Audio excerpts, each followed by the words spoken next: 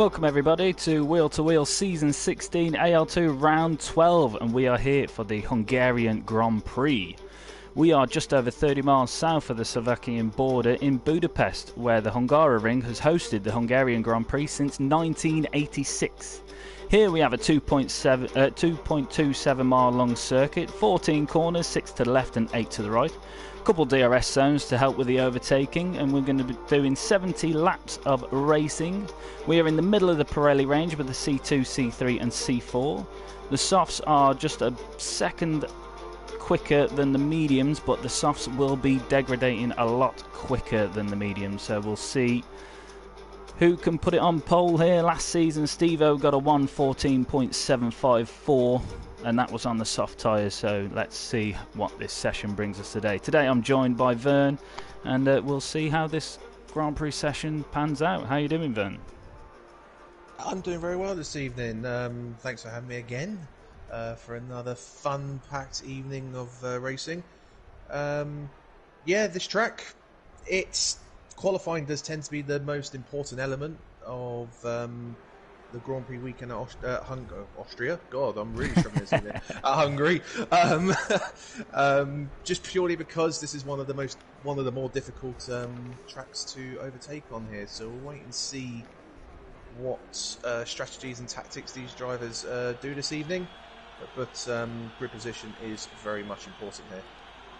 Yeah, on Wednesday when we was racing, I was definitely lacking on some pace, but managed to hold position for several laps because, as you say, it's quite difficult to overtake here. You need the right setup to manage the flow of the Hungaroring. James Laws has decided to do a few donuts at the exit turn one by the looks of it. Struggling to get the heat in those tyres. Already comments on the stream. Evening, Cos. Sega, he's in this race and he's watching our stream, but we'll be going on board with one of these. Who's the first car out? We've got a Renault at the front. It was James, but he went and spun it, so I believe it is now Maxi, the first car out. I believe Cos is watching your streams. He's actually banned from qualifying this evening, if I remember correctly. Ah, right. Yes, that would be correct. So that'll be explaining why he's watching your stream rather than getting ready to go out there. Yeah, because we do have appeal processes, and anyone who's appealed and they're found to be at fault will get penalty points and serve in qualifying bans or race bans. But we are just about to go on board with the Renault of Maxi as he's about to start the first flying lap of this qualifying session. Yep, so he exits out the final corner down the DRS pitch straight towards turn one. Probably the only real feasible overtaking point on this circuit. Brake about 100 metres into turn one.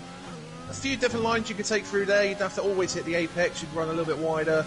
Down to turn two, which is the other DRS straight here. A long turn two.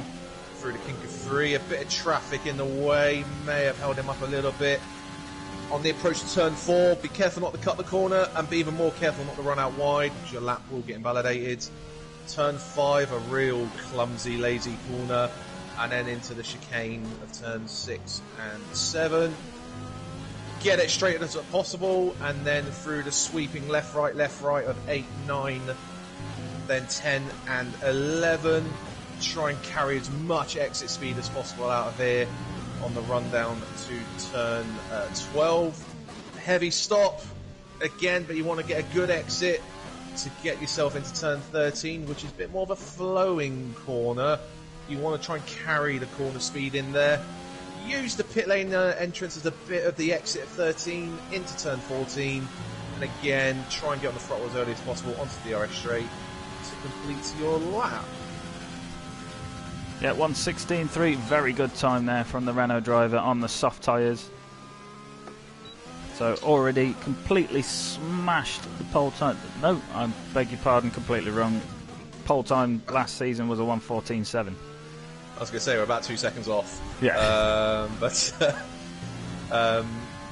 Yeah, a few different choice of tyres as I was expecting for this session because, as you said in your the intro, the softs are obviously quicker, but they do degrade rather quickly. So the medium might be a choice here for some of these drivers just purely for a strategic element for the opening stint of this race. but if you end up towards the back of the grid on those mediums, it may not be worth it. Well, that's exactly as you say, grid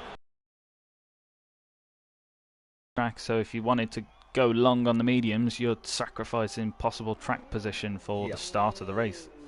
So it's definite way up as to whether you have pace here or not. CHM putting it into third place provisionally with a 1:16.9.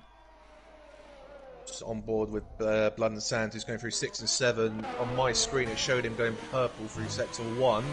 Don't know how accurate that is with this spectate mode, but we shall see as he comes through the left, right sequence. He's up to turn 12 now. Well, Blood and Sand, we know, has got quite a decent amount of pace here.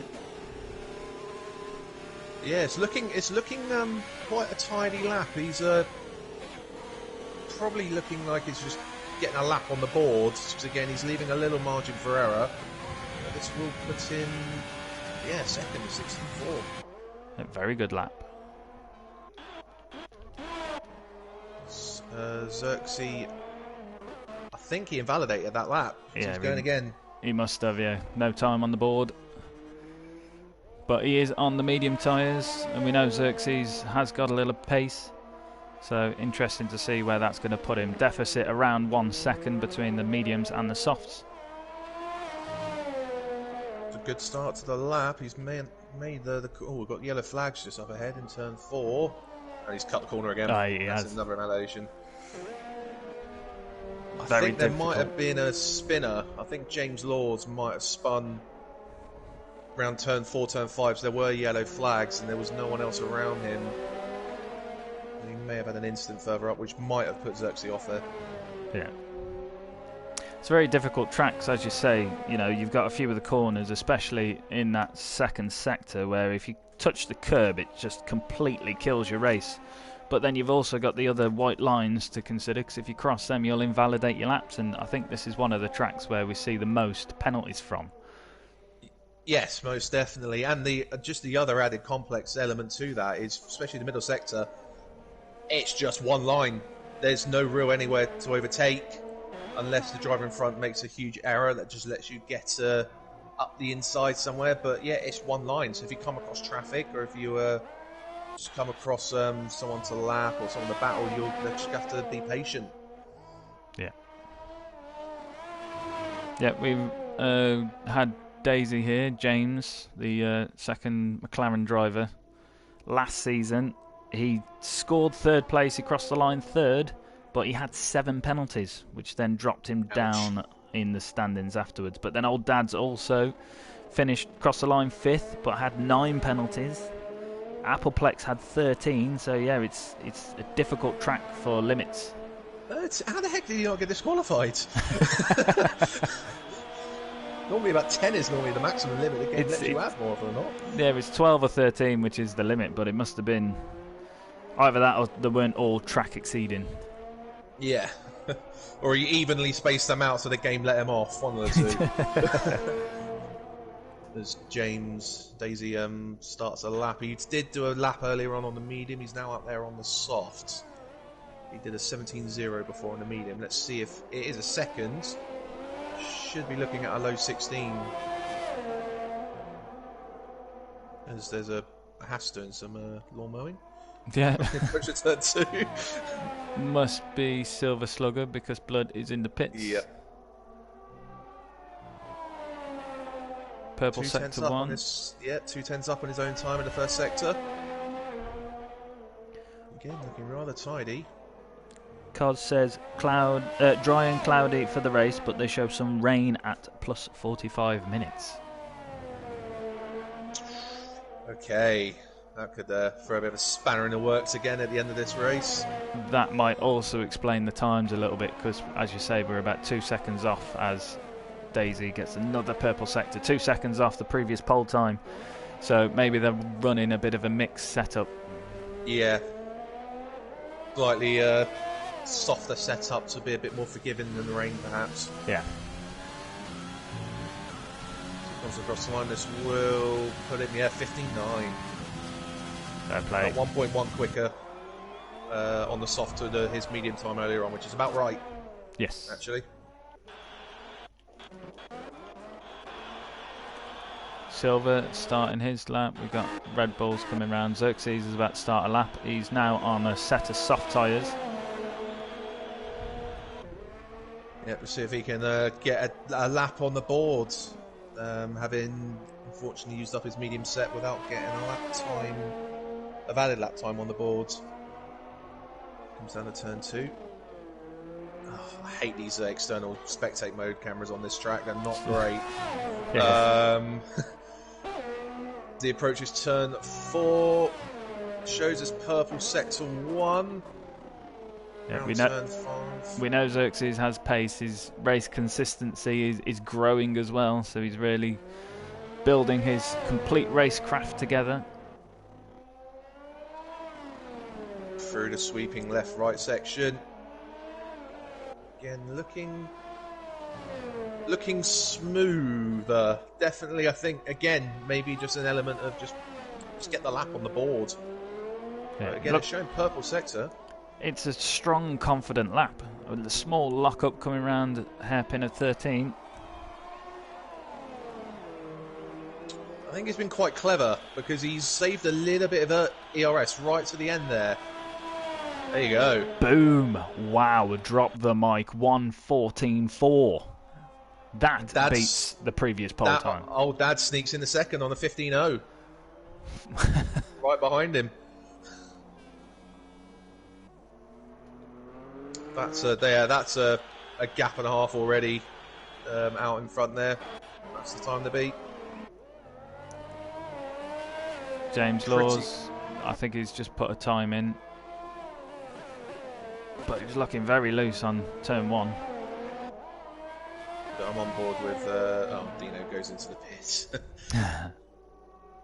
That's pretty close to last year's pole, isn't that? 14.4, wasn't it? Yeah, 14.3, you said? It's 14.7. Oh, 47, okay, we've beaten it. Yeah, that's why I thought the 16s had beat it. The 7 stuck in my head, so I thought it was 17. Okay. Now Max is on an L. Slap.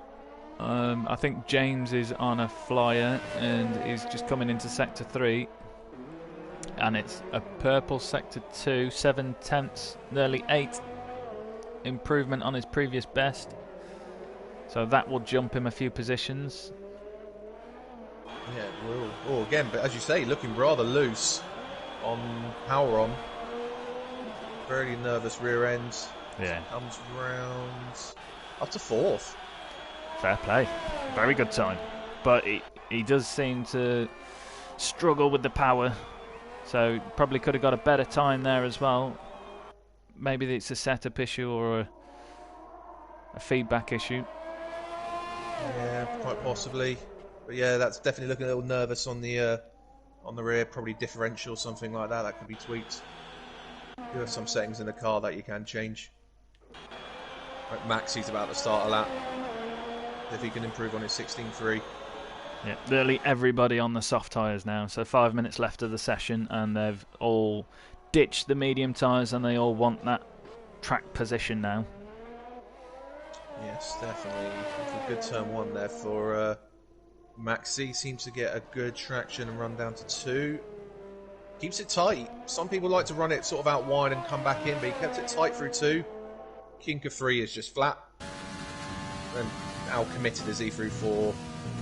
Very good. Just holds on. A bit of understeer through turn 4, but it just held on through the chicane now. Now, again, you could really attack the curves here if you want, but given, again, a bit of margin for error.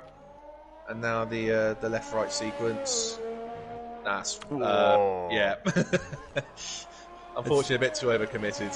I was just about to say this track, though, is the Hungaroring. You need confidence and commitment to get the speed in. But then, as we were talking about the curbs and the track limits, if you don't get it perfect, it's very costly.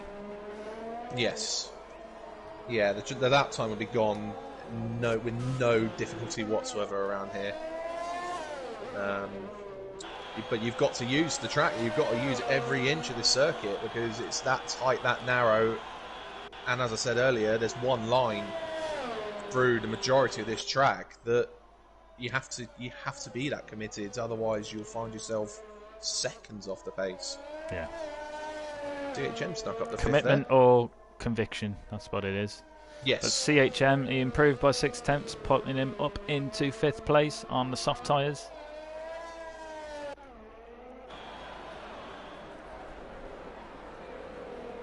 So 3 minutes left of the session. Drivers have got enough time to come out the pits, go for one more run if they want, but if they've used their soft tyres already, they'll either be looking for some fresh, which will mean they'll be scrubbed for the race.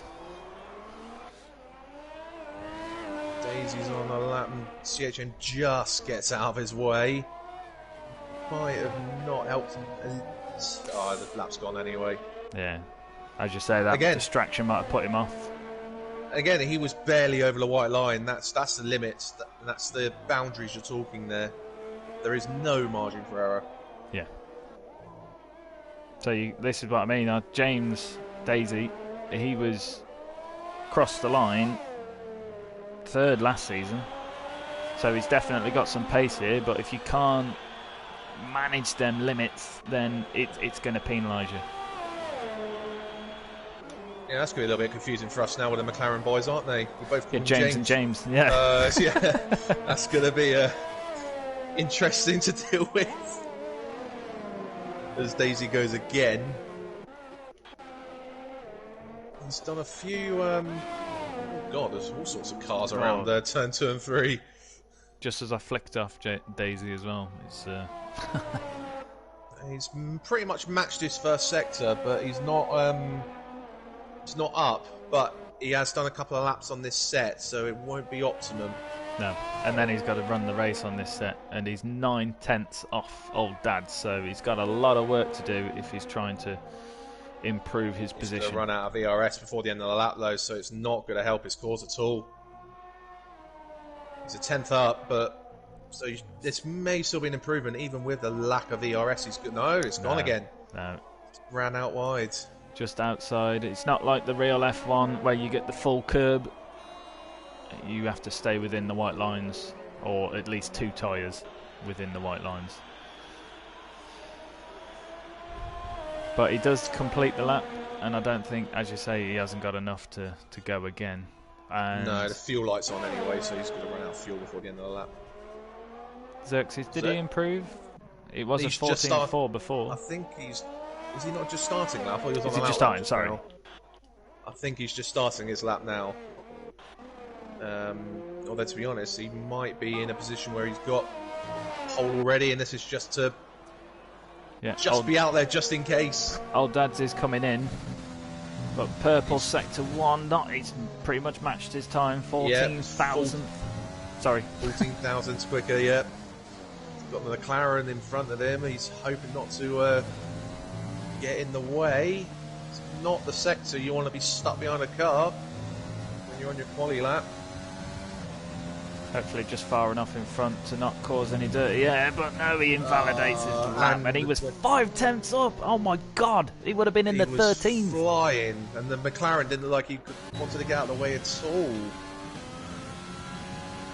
That's a shame. Yeah, that would have been a 13. That would have been a heck of a lap. The only person left now is Silver Slugger. He is 3 tenths up on his previous time. He's in the final sector. He's got a lot of work to do, though. Nope. And it doesn't look like he's done it, no. Maybe choosing he wants to start on that medium set. He set his lap earlier on. But yeah, that looks like that's our grid. That does. Dino's the only one out there, and he's not on a flyer. I mean, that's impressive of Xerxes. Pole by 6 tenths, and he had another 5 in the back. I was going to say, could have been over a second clear of second place if you finished that lap. That was incredible. But I'm not going to say any more on this subject. Because I have witnessed commentators curse previously. Well, I did as recently as was it France for the Ferrari guys? I said they got a perfect chance against the Red Bulls, and they both had a shocker. So yeah, I'm not going to. I'm going to join you on that commitment of just saying nothing.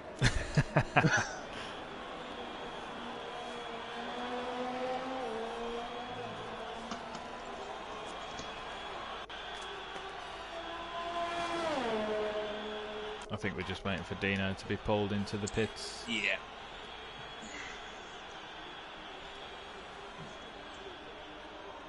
Yeah, the sort of scenarios like that, I don't know why they just don't go and cross the line, it'd be quicker. Yeah.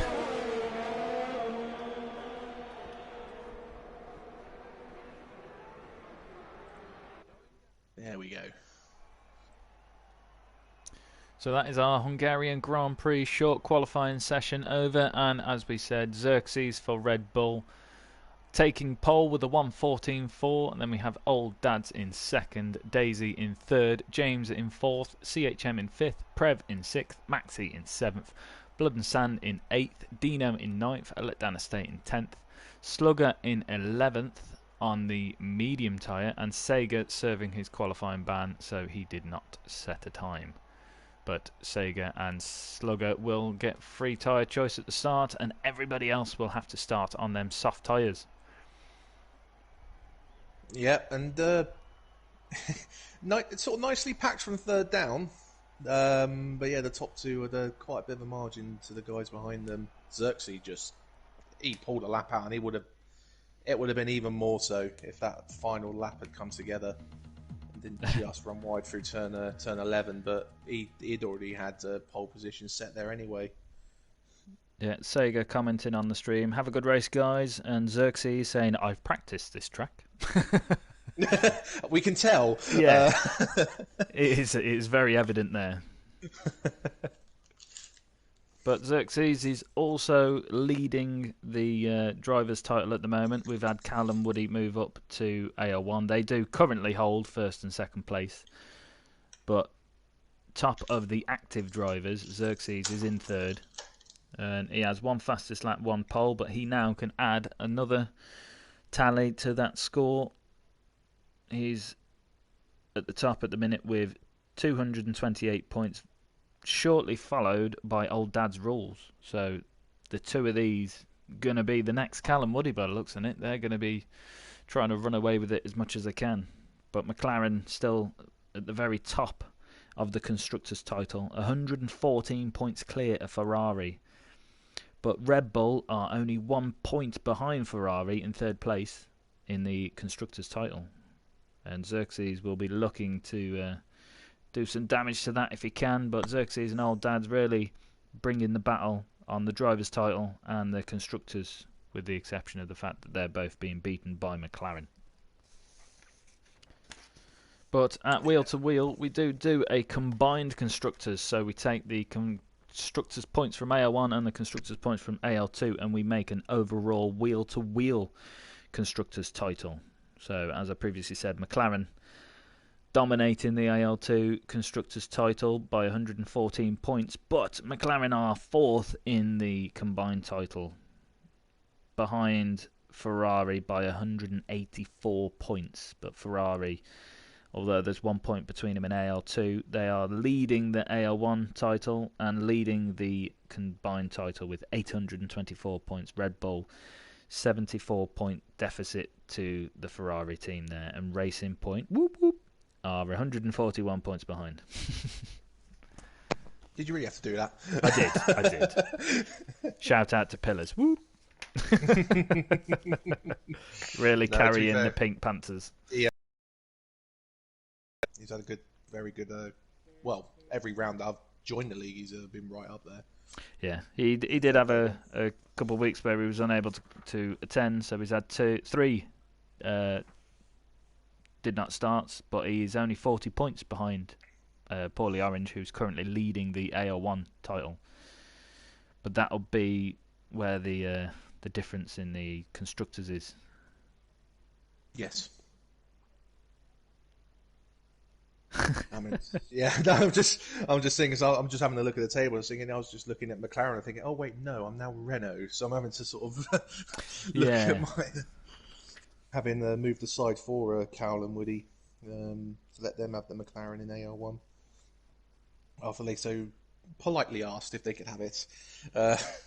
Yes, but in the AL1 Constructors title, you are well ahead. You've jumped to a team which has got 230 more points than the McLaren team had that you was in previously in the AL1 constructors.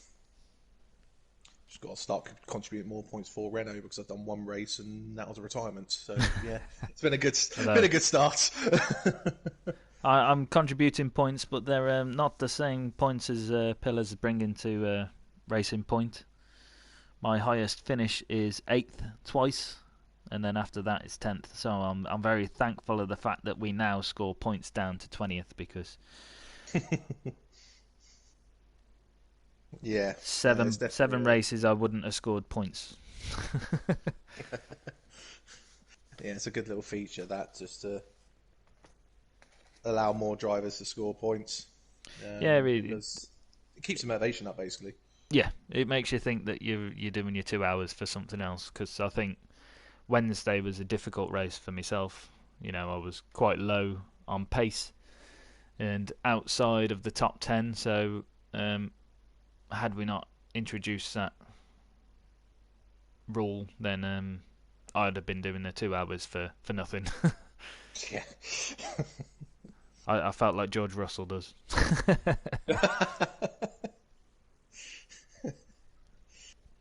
Yeah, I mean, I didn't race on a Wednesday at Hungary just because I purely wasn't really back home in time to sort of be in preparation for it. I hadn't done any laps, and I was half asleep, so I didn't want to be a menace to any other driver out there. And that was one of the reasons why I retired from Silverstone as well, just purely down to tiredness. And again, my pace was dropping. I mean, I was the highest third on that one at Silverstone. I think I dropped down to P10, I think, before I was barely able to keep awake. Yeah. I was struggling that much. But yeah, wheel to wheel, we do 100% distance, so you definitely need some longevity. And as you say, if you're not quite feeling it that day, it's a long, hard task. Well, we had complete. We had the slight delay. We had the slight delay with the Britain race because we had the lobby seemed to glitch out, so we had the delayed start, which didn't help. Guys on the formation lap. Sega, the only driver on the medium. Yeah, so although Slugger did do his lap on his mediums, and it looked like he backed off to try and stay on them, gets free choice and goes on the mediums, on the softs, sorry. Yeah.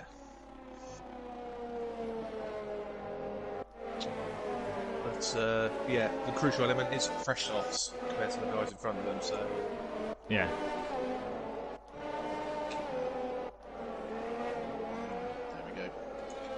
Yet to see Sega's pace. Sega set the fastest lap last season, so he's got to have something in the bank. And he's, as you say, starting on the mediums. Track position, it's difficult to overtake here, so he's starting at the back. He's playing the long game. Interesting to see how that will affect his race. Yeah, he's going to want to, obviously, play the long game, try and stay out of trouble and not break his wing. But he's not going to want to sit back there and play the long game too long, especially if the guy to the front start gapping the rest of the field, because it would then reduce his potential of gaining further positions later in the race. Yeah. But the chance of safety car here is a little bit higher than other tracks as well. Yeah. So that could still come into effect. And change the whole complexion of the race. So all of our 12 drivers coming round to line up on the start grid.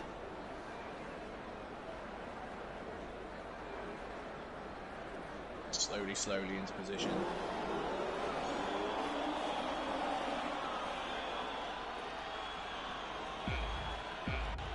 And we have the lights. Boogity, boogity, boogity, let's go racing. And Xerxes has a decent start, but Old Dad is pulling up on his inside and coming down to turn one. Old Dad will have the benefit of the inside line. The McLaren driver collecting the back of the Red Bull car there, and there's a lot of ghosting going on, so not really sure what is happening there, but Xerxes has lost the race lead, and the two McLaren drivers are going side by side. And there is no love lost between them, as the AlphaTauri is also getting involved in that fight, going very wide after turn two. Oh. And there was two cars on the grass on the run up to turn 4 there. I don't know what happened there. camera change view, but there was 2 cars off the track there. I think it was McLaren. It was James Lords. And CHM has caught the inside of turn 3 and he's around. I'm not sure who that was with James Lords off the grass, but that would have been relatively high speed for that section of the track. They'll be lucky not to suffer any damage there. So difficult to follow what was happening there at the start. Lots of action for lap 1. James has lost James has lost 1 position, now 2. As the Red Bull of Renault of Maxi comes down the inside, but James is missing his right end plate. So yeah, there was some damage suffered there, but the 3 leaders, Old Dads has not lost the lead. On my screen, he's just the timing screen decided to not tell the truth again at the moment. Yeah. Sega, unfortunately, in the pits early on, so he must have been involved in that. Sega, James and Prev all in the pits, but as you say, Xerxes, Old Dads and Daisy, top 3, carrying on with this race, building a massive gap of 5 seconds to the AlphaTauri of Dino. Yeah, I saw Prev had a spin coming out of turn 1 at the start, so I don't know whether he clipped someone to cause him to spin. Didn't see what happened to Sega, and then obviously we saw James Lords had a coming together with someone on the run to turn 4. But Dino's also carrying wing damage, which is why I think he's suffering. It might well have been Dino then. So I'm pretty certain it was a white car. Yeah. So that might explain that then, and he's going to get passed by Max. Oh no, he's not. A bit late on the brakes there. Maxi not quite able to get into turn 12. But the lack of downforce for Dino, I mean, look, 8 seconds already as he pits. Yeah, and he's held all of them cars up now.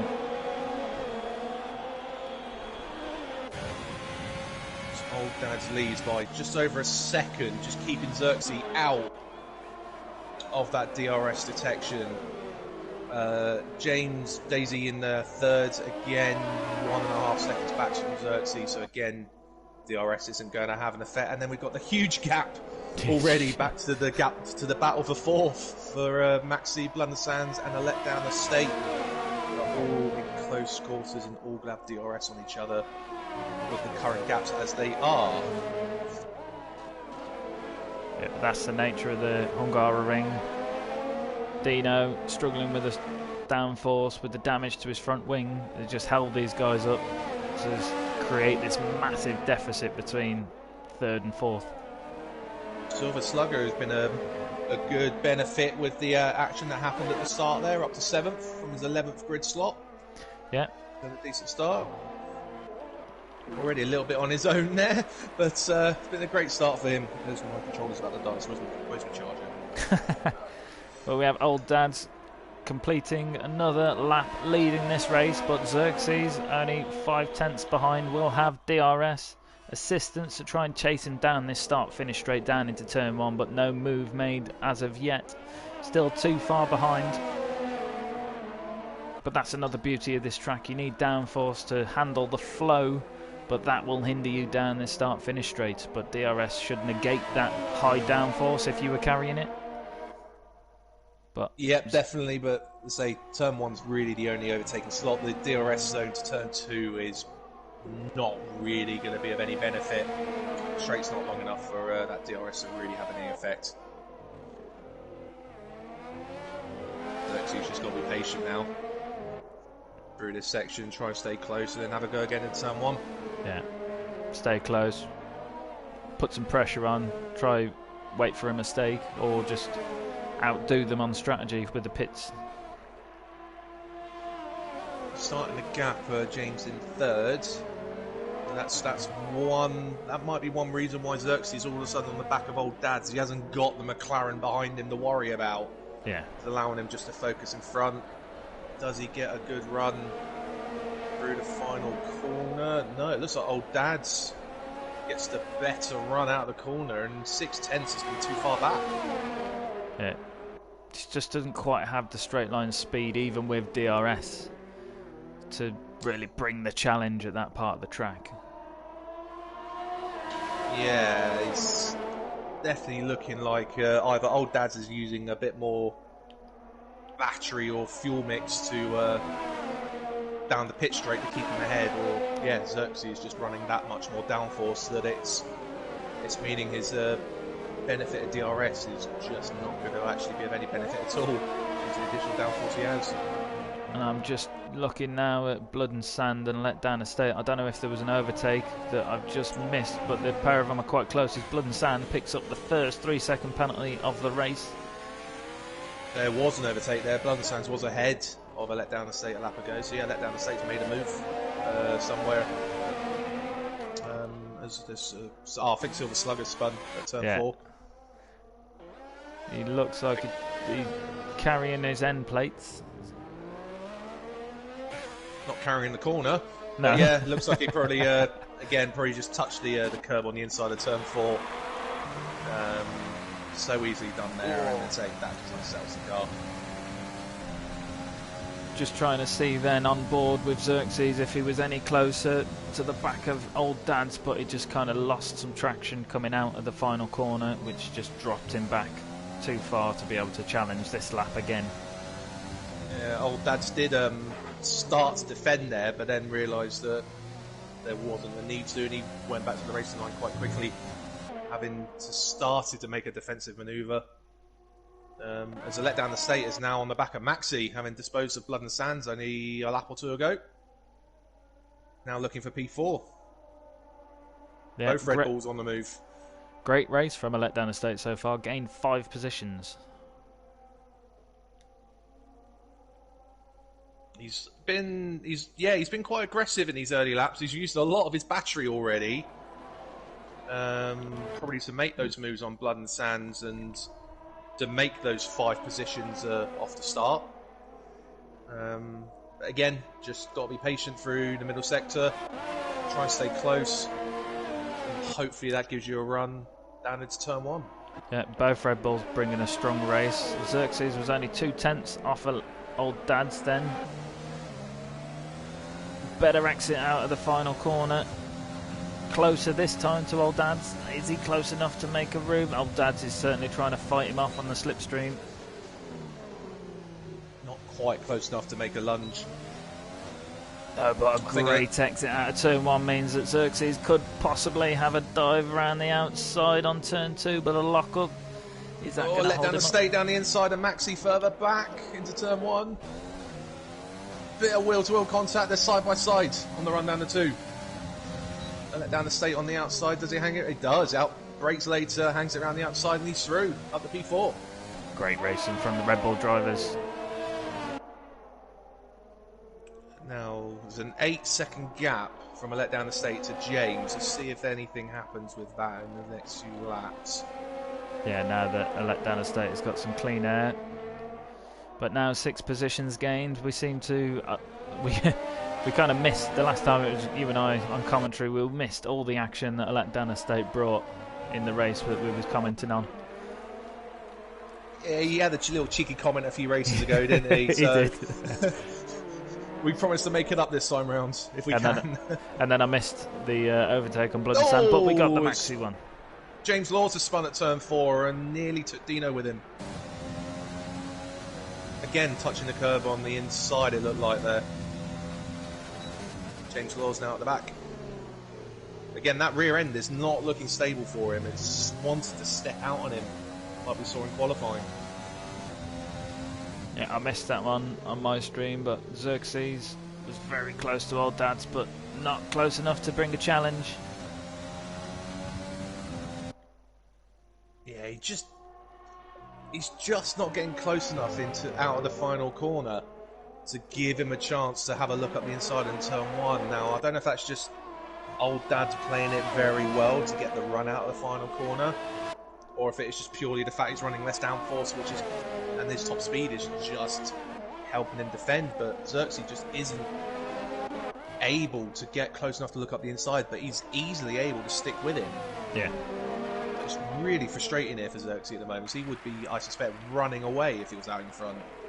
They're both carrying similar amount of battery as well, so I think either the setup's pretty similar or strategy on. I think they've got a similar. Yeah, I think they've got a similar idea with their battery usage. Xerxes wanted to use it to overtake, but old Dad's reciprocates by using it to defend. Oh, he's a lot closer this time though. His slipstream and DRS. Can he get the cut back? Can he get the run? Oh, he's going to hit the back of him. That's not what he wanted. I think he dropped back a little bit there just to make sure that old Dad's was okay. And did he knock his wing? He's not lost an end plate. He might have picked up a little bit of damage, but he's still carrying all of what he had that I can see. Yeah, we'll keep an eye out on that. But yeah, again, as I was just saying it was looking to get the run out of one to give him the DRS slingshot down towards turn 2. Unfortunately, she nearly ran into the back of him with that additional traction he has. Ooh. Blood and Sand coming out of the pits. Unfortunately, just missed out on getting out in front of Sega and Dino. But he looked like he was struggling for traction, and it's looking a bit cloudy. It is. But is that a bit early, 9 laps on the soft tyres? Quite possibly. Again, it will kind of depend on how many laps he did on them in qualifying, having started on the set he qualified with. Yeah. I don't think he had any damage to repair, so that he had been overtaken by a letdown state, so he could have been just struggling with the grip on him and just sort of changed his word taken. Well, Maxi now in the pits, so maybe that's this a reaction. Would make or break. Yeah, that's a reaction, I think, to Blood and Sands. Maybe also the fact that rain might be coming a bit earlier than we think. So I've just missed. Wait, Xerxes got the lead then. Yeah, I don't know what happened there, or if that's a little glitch with the timing screen again. No, but on the multi-map he was, on the mini-map he was also ahead. Oh, was he? Okay. Yeah. He didn't look close enough as soon as when I flicked onto Xerxes. He was about the same gap he's been for the last, since the start pretty much. It almost looked like whatever had happened, Xerxes handed the position back to old Dad's, so I'm not sure what happened there. I don't know if there was any contact or anything there. There's some nice fair driving from these two. But Slugger in Slugger in 6th place. Maxi coming out in the pits just behind him. And Maxi really wanting to get by, and he does get by. Slugger really struggling.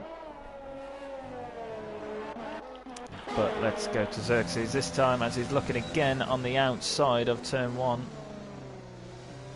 So I don't think he did get damage from that earlier contact. No. This is the best opportunity he's got. Can he hang it around the outside of turn 2? Gonna be tight. No, he's gonna run out of room. Oh. Old Dad's makes it to turn 3 first and gains his position out front. Great racing between these two, and hats off to Xerxes for his track limits at the minute, because he looked like he did struggle to get a qualifying lap time in. I think Blood and Sands may actually have had damage in his stop, because look how far behind he is from Maxi. They were right with each other before the pit stops. Yeah. About 5-6 seconds gap there, so maybe Blood and Sands did have damage. I think it's hurt him as well, coming out behind Dino and Sega, because he literally was neck and neck with them, and I think he backed off to make sure that they didn't go 3 wide into turn 1. Right, okay. Which is then putting a couple laps behind them 2 cars. But yeah, like you say, the big gap now between him and Maxi compared to before the stop. Maxi again, about 3/10 back. He's not going to be close enough into turn 1. Oh, actually, saying that, he's lunging it. Wow. He has got Daniel Ricciardo's brake pedal in that Red Bull, and he's still up on the inside coming down into turn 2. Old Daz is going to go around the outside. He's got the high line for free. He's back in front. Incredible racing. Absolutely great racing there. Xerxes, you caught me off guard there. Just saying you were not close enough to have a look, and you lunged it. I think he caught himself off guard, but a quick flick to Sega as he rides past Slugger, but Slugger straight back up on the inside, and I'm not really sure what's going on there with these camera views, but Slugger struggling as Sega does take the position from him. Yeah, the gap between a letdown estate and James hasn't moved since a letdown estate got himself into fourth. It's stayed the same, so yeah, the letdown estate just having a good stint, just holding on into P4, hoping for any action up ahead. Xerxes is a bit further back this time. He's not going to be able to. Even Daniel Ricciardo wouldn't look at that, I don't think. No. Ooh, it's too far back. Yeah, too far back. I did stick with him just to make sure, but no, that was definitely too far back that time. But the Haas boys are battling it out, as the Haas boys typically do, and Blood and Sand up on the inside of Slugger and takes the position. Oh, what's happened? CHM. Oh, CHM's coming in the pits. Yeah. I think the game being a bit eager to show the yellow flags there. We've got some cars close to each other at the back here, fighting for now to be 8th, as Prev moves up on the inside of past Dino, now looking to take Slugger, and the rain is falling as Prev is on the inside. It takes 2 down that start finishing straight. That was insane speed Prev had. Both him and Dino had DRS, but he made it look like as if Dino didn't have any DRS activated. That was insane speed Prev had down that pitch straight. Just flew past them as if they weren't there. He did. Incredible straight line speed, but maybe that's where he's hurt around the rest of this track without that downforce. But now as the rain begins to fall, this will change the dynamic of this race, as we've got a yellow flag and Silver Slugger is spinning round on turn 4. Xerxes alongside, old dad's again going into turn 1. Looking round the outside of turn 1 this time to try and give him the inside. These camera angles are terrible, but Xerxes made it stick this time. Yeah, great traction out of turn 1, which is putting well ahead in going into turn 2. And with the track getting a little bit slipperier, that extra downforce that I am assuming Xerxes does seem to have will be of even more benefit now. And he'll do as he runs wide. As the pair of them picked up. Old dads as well. Both of them running wide at turn 4. Xerxes a bit more extreme than old dads, but both of them picking up that 3-second time penalty. Now this might have been critical. Xerxes getting the position before the rain fell, because now it will be even harder to try and gain these positions. Yeah, and this track where it's fine margins on dries, the rain's just going to make it even more tricky for these guys now, and we'll have to wait and see what that brings us. Yeah, did anybody bring a hybrid setup where they could manage the dry and the wet conditions, or is everybody running dry conditions? One thing I will say is James in 3rd has taken nearly a second out of these two while they've been battling this lap. Yeah, but that might be more James than them two, though, because he's also gained a second or 2 on a letdown estate. That 8-second gap is now nearly 10. It was just about to say, is maybe James running that slight hybrid setup, and is now his car starting to come alive with the track conditions. Yeah.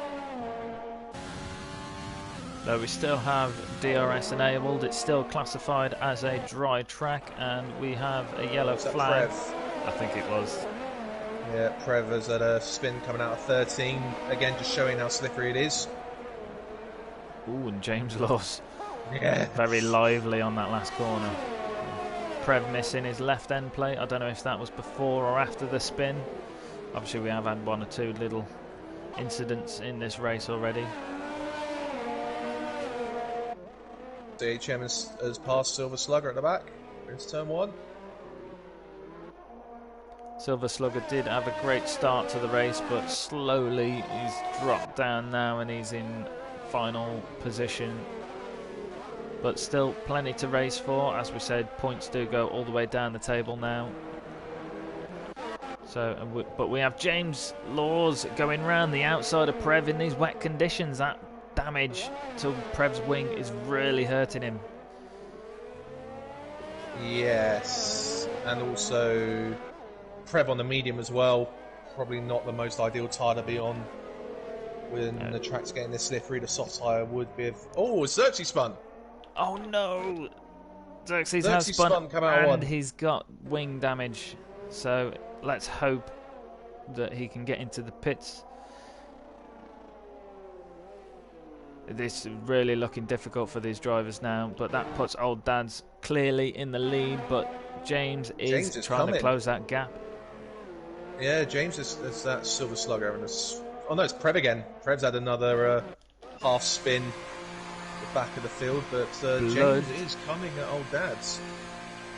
Blood is in the pits. Old Dad's is off! And James is in the lead as DRS is disabled. So now the time for inters. Blood and Sand calling it perfectly. He was in the pit lane as DRS was disabled. So that might be key to his success here in Hungary. Now due to that spin from Xerxes, a letdown estate might have to queue in the pit lane because then that might not help him there. No. There's only a couple of seconds gap, and as we've seen with Codemasters, they don't seem to do the stack pit stop that well. No, as these guys wiggle into the pit lane entrance. But you say stack pit stop, Xerxes is going to have the wing anyway, so it's going to hurt him even more. Yeah, and they both. At a point, yeah, Xerxes got to replace his wing. So yeah, this is going to be a long wait for a letdown estate, I'm afraid. He might lose the position to Maxi, but 11 seconds, Maxi was behind. Should be safe from Sega. But Blood and Sand gained a position already from CHM, who did carry on when Blood and Sand came in. CHM, DRS was disabled, but he carried on anyway. I think Old Dad's knocked his wing when he went off because James has got 10 seconds all of a sudden.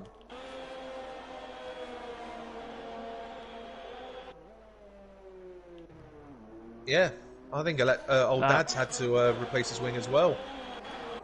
We've got Silver Slugger with no front wing. Yeah, that's to pick up Silver Slugger's front wing in Sector 1, or just into Sector 2, sorry. Everyone now. Oh, CHM. Yes, he has. I was just saying, he thought he was coming back out on slicks there for a moment, but he's not. So that's everyone now on the inter tyres. Hopefully, no drive-throughs from this VSC. That would not be a favour to anybody, but a few close cars there. Blood and Sand, Sega, Dino. Yeah, Blood and Sand tried to get the power down to maybe catch Sega out as it went back to green, but the rear went no chance. I can't do that for you. Good battle here for 6, 7, 8. Yeah. But I've got to carry what you said earlier. You know, James was riding in third for a long time, but stuck with it. And a mistake from Xerxes and Old Dad's has now put him first place and 10 seconds clear. And he's also without a penalty where the guys behind him have one. Yes. So yeah, it's all fallen into line for James in this current part of the race. It has. And we got 5 drivers without penalty.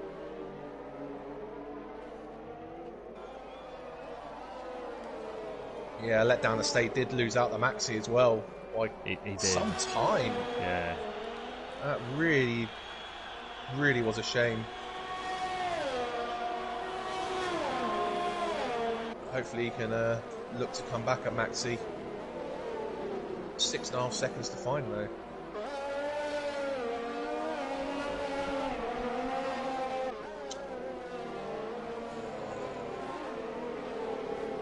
Yeah, the 6 drivers that have all got a penalty are all on just the 1 3-second penalty at the moment. No one has repeated their offence yet. And I must correct my mistake earlier. I said 5 drivers without a penalty. That's 6 drivers without a penalty. Yes. I assumed Silver Slugger had one, and I just couldn't see it because he was in the pits. But no, he does not have a penalty. So apologies, Silver Slugger. It's so treacherous. I'm on board with Xerxes at the moment, and he almost feels like he doesn't want to touch the throttle. It's so nervous. And this was a guy that we thought had quite a lot of downforce on. Although sometimes in the wet, I'm not sure if downforce always helps as much as it does hinder. Because I think this game is the one where typically when it rains, I actually take front wing off. Because I feel like if I got too much downforce, it turns in too much and I spin. Yeah, maybe. No, I totally see where you're coming from, and it's Codemasters physics. Yes. You know, you might be completely bang on there. No offense, Codemasters, but it's EA next game, so we'll see see what they can do with probably not the next game, but the game after. I think the next game won't be too different, to be honest. They won't have had enough time to put their own effects in. Yes. Microtransactions, you mean? Yes.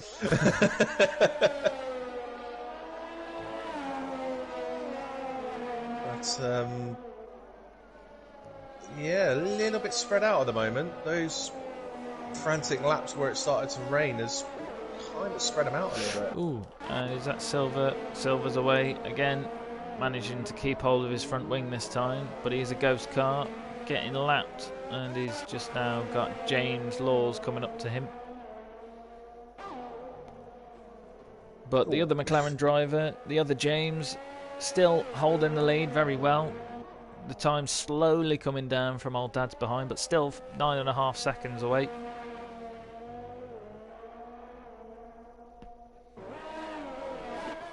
Yeah, quite evenly spread out the top 4, all 9 seconds behind the car in front.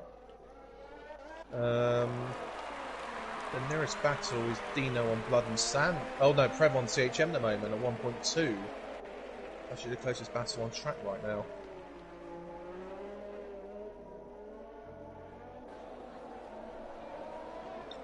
Yeah, these guys are really taking it easy now. Yeah. Not wanting to light the rears up. I'm just watching James Laws because he's got blue flag on Silver Slugger. Silver's not really moving out of the way, but I'm not sure how much he knows of the blue flag rule. But James Laws handling it pretty well, considering we thought in the dry he didn't seem to handle it that well, but he's definitely struggling. Yes. Trevor got up on the curb on the exit of turn 1 as he tried to get a run on CHM, and it actually lost him time. Yeah, judging from his earlier performance, I thought Prev was going to make light work of passing CHM.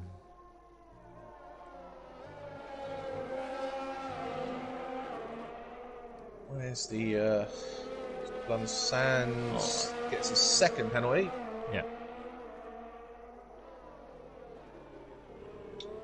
Old Dad's took another second out of James there. Oh, yes, he did.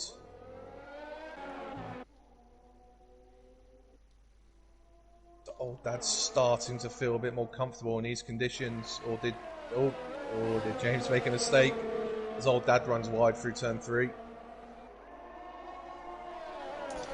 But James still leading this race with no penalties. So much improvement on his performance last year, where he picked up quite a few penalties, but Prev running deep there, coming into the final few corners in his battle with CHM.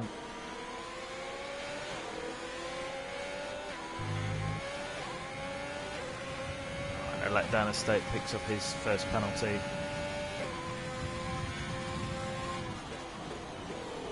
CHM rocketed out the final corner compared to Prev.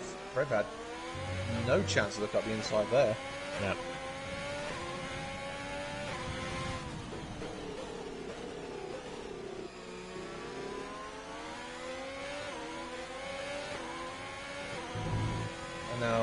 not only have they now got to be patient and follow the car in front of them through this middle sector, they've now got to contend with whatever amounts of spray the game wants to produce for them as well, just to make it even more difficult to follow.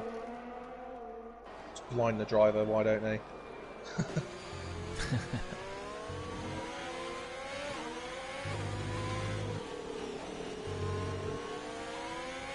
Although there are sometimes when you see the amount of spray and the difficulty in these conditions, like the Turkish Grand Prix in the real F1, the spray from that was unreal. It's just, you couldn't see. No.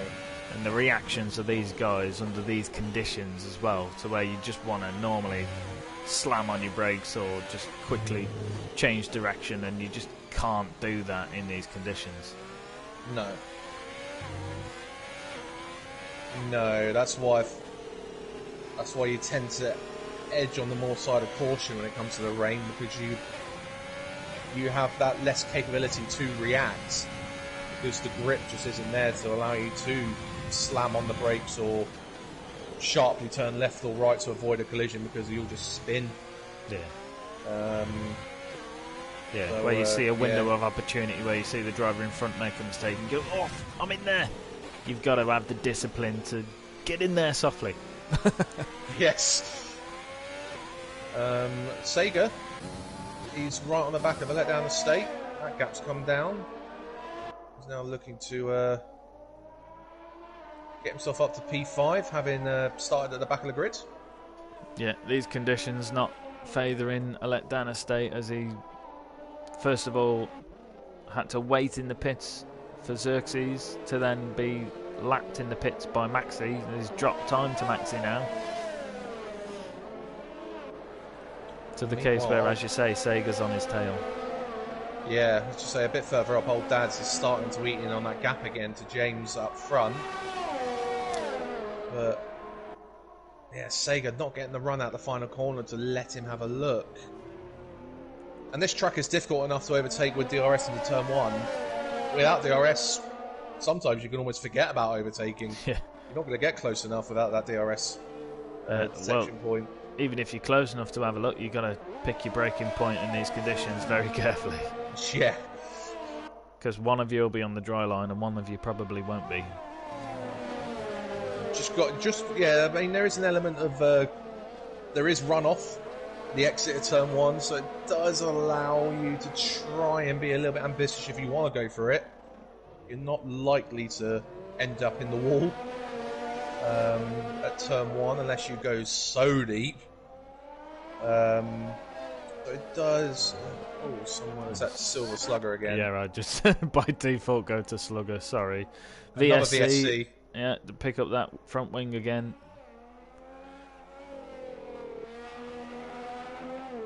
Now, how many laps have these guys... They've only been on these tyres 5-6 laps. I was thinking if they'd been a little bit longer, they might have pitted for fresh inters, done these guys, but they've only been on them 5 laps. It's not real a lot of needs at the moment.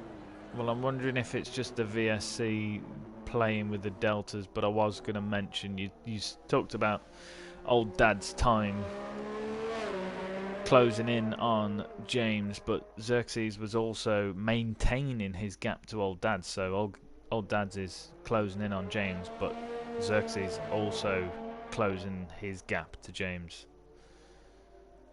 Yes. But the delta's been messed about slightly because of the VSC. Yeah, you have to wait for the VSC to end before it's... Oh, CHM has... Oh, and James at front! James up front as well. No. Got to drive through.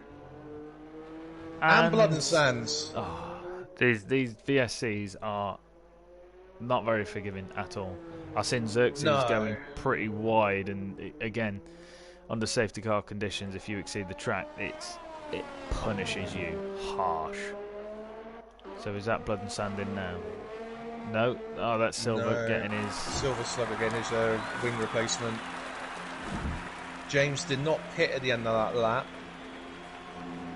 but he's got to pit in the next couple of laps to serve that drive-through. Oh. So top 3 drivers of this race: Xerxes spinning, getting wing damage. Old Dad's also spinning, not getting as much damage. And James, looking like he was carrying a perfect race, suffers a drive-through from that virtual safety car. The gap has come down as well, though. Yeah. Come down quite quickly, actually. I wonder if James was literally on the brakes trying to get his delta back up when it went green. Yeah. Didn't quite get the delta in line, and therefore lost a lot of time as well because he was audacious. That Silver Slugger again. Same place, turn 4, sorry. And it's a left end plate, so. Ooh. And it might be even more. Tell you what, the marshals at turn 4 won't be very grateful, will they? Can't see having to go pickups. And... I don't know. They got loads of gifts to give to the family. So just trying to work out for a drive-through how much he should, I think, still come out in front of Xerxes. I would have thought.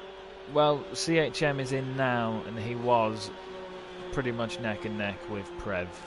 So this will be a very clear indication as to what time is going to be left. About 15 sec. Oh, it's going to be tight. Actually, might be right. It's looking more 17, I think, if not more. Here comes Xerxes. They're going to be side by side. Xerxes just going to get in front. Yeah. 16, 17 seconds. Oh, that. But at least it's livened up this race, so now these two race lead contenders can show us what they're made of together on track, rather than it just being a delta battle. Yeah, also James now obviously back to not having any time penalties being put against him, so not having any 3 seconds actually has him ahead of Xerxes at the moment. Yes. So that could still come back in his favour, especially if Xerxes and Old Dad start racking them up as the race goes on. Yeah, still 9 seconds between Xerxes and Old Dad's, but will this pressure from James behind help or hinder Xerxes with that delta to Old Dad's? Well, for as long as James is on the back of Xerxes, you would expect it to hinder Xerxes because he'll be too busy defending and looking behind him. Yes, but then sometimes you bring your A game when you know you've got someone in your position. Yeah, we'll see how that works out. James looking to get the run out the final corner, but again with no DRS. He did get great traction. It's going to be tricky to make the move though with no DRS.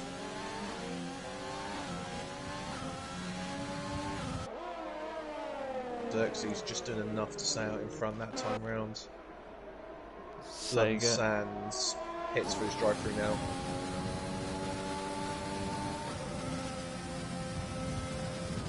Similar story to Sega. No DRS, meaning no real opportunity for an overtake.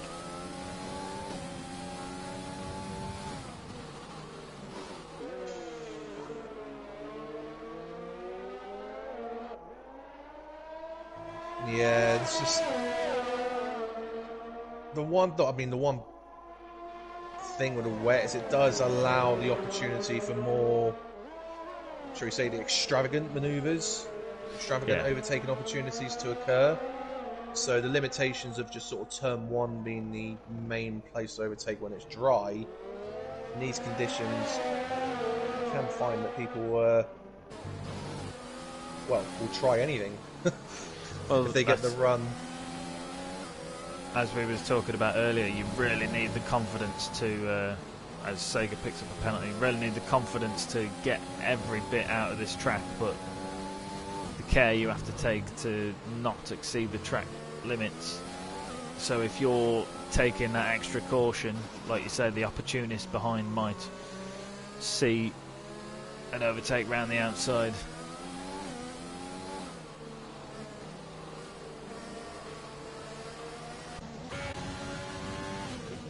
Again, a letdown estate, just doing enough in the final 2 corners.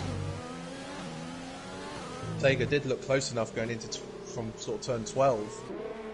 He did before, yeah, but sort of dropped off now. Those final 2 corners, the letdown estate did a very good job to maintain the gap and prevent Sega from being in a position to take a look.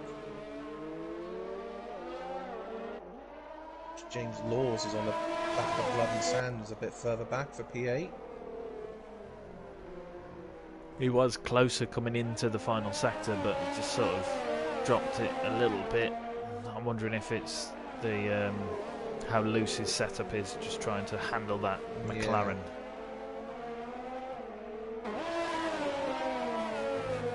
Yeah. It definitely, just having a look, it definitely looks nervous. That rear end's through. But who's that? CHM is being lapped from Xerxes, but he's not really getting out of the way. No. But with ghosting on, it doesn't cause as many issues, but it's still the distraction very element, off-putting, isn't it? yeah. Yeah. Yeah, you kind of would expect them to. If it gets out of the way for James. Yeah.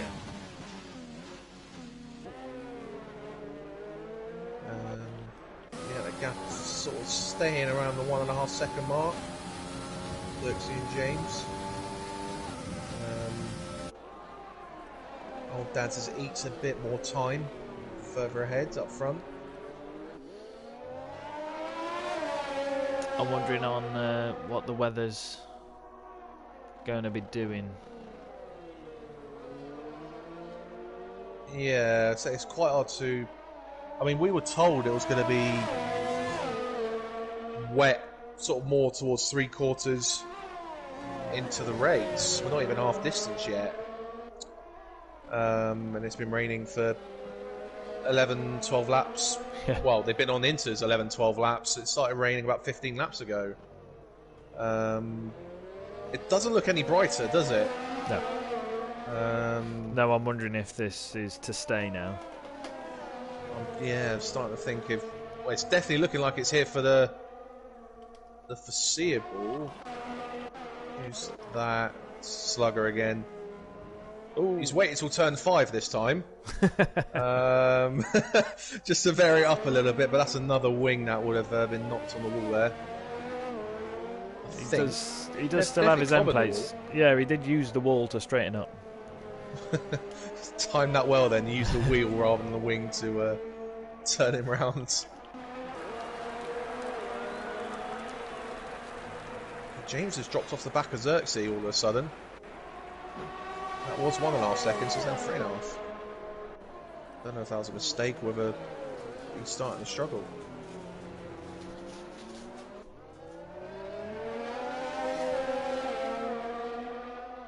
And Sega just can't seem to get below half a second. No.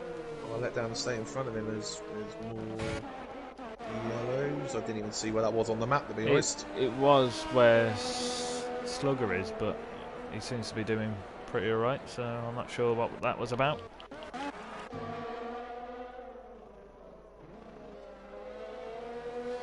But yeah, Slugger struggling to get past a letdown estate, and I think a letdown estate is dropping, losing a little bit more time to Maxi. These conditions are not favouring the Red Bull driver.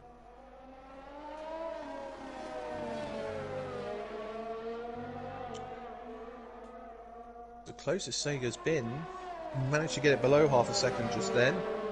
Unfortunately, just at the part of the... Oi, hey, easy. Again, just at the part of the track where you can't really make a manoeuvre. No. He's just got to try and keep it tidy and smooth. Get the traction out of these 2 corners to get the run into turn 1. Yeah, you need the rest of the lap just to set up for this traction out of that corner. It looks like I let down the state's got the better traction at the moment. Yeah. Because, yeah, Sega loses time coming out this final 2 corners. Yeah, and we know a letdown estate is king at looking after his tyres, so maybe his traction is on point. It certainly has been to defend from Sega being within a second of him for the last several laps. Blood and Sand's in the pits. Blood and Sand has come for a fresh set of inters.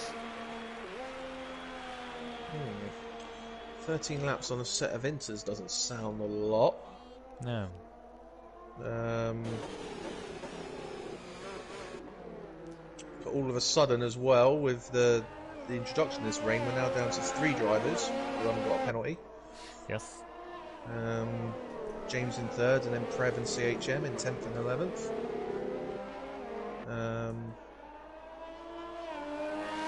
And Sega's dropped back this lap over a second.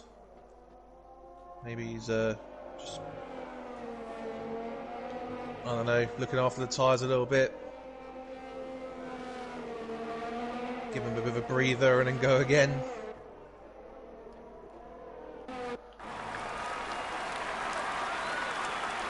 He's just not.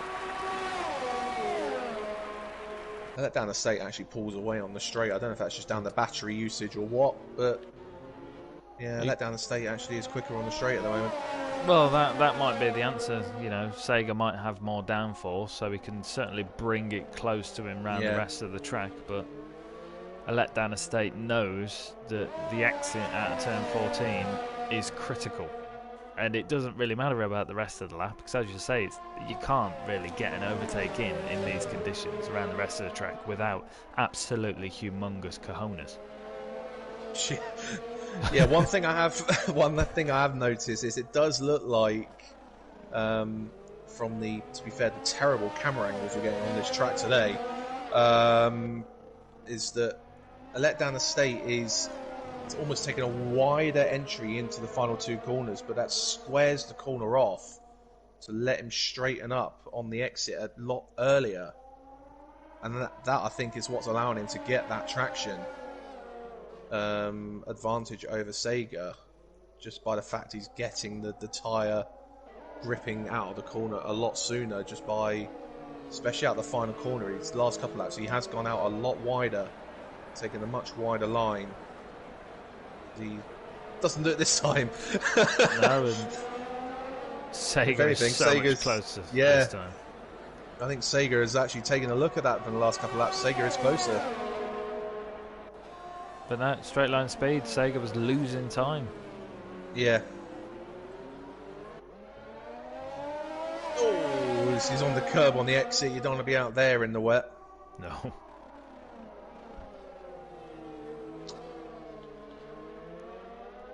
Xerxes starting to eat into Old Dad's Rules lead, down to 9.2. Was 10 seconds not too long ago. Yep. And he has gaps, James. I don't know if James is just starting to struggle, but that gap is, with Xerxes not having to worry about the McLaren behind him now, it's allowing him to focus on Old Dad's, and that gap is coming back down.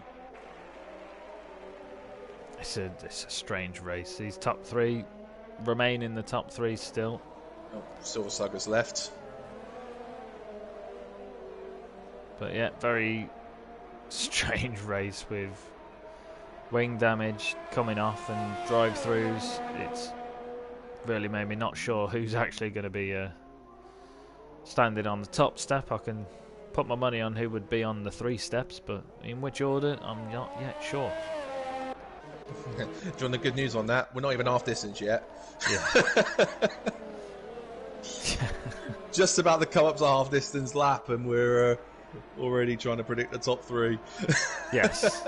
Well, I'm just now trying to. My mind's wandering really, because all I can see is Sega on this start-finish straight again, behind the Red Bull of a letdown estate, unable to really do much other than follow in his slipstream. Yeah, this will be so frustrating for Sega. Because, I think if he was able to get out in front, he'll be able to do enough in the middle sector to pull away enough from a letdown estate to be able to get round back to turn 1, still ahead of a letdown estate. So this is He's going to have to do what we were talking about and look for the more unorthodox move, I think, if he can get in a position to do so. Because the traditional positions of turn 1, turn 2 are not proving possible for him at the moment with the lack of straight line speed he seems to have.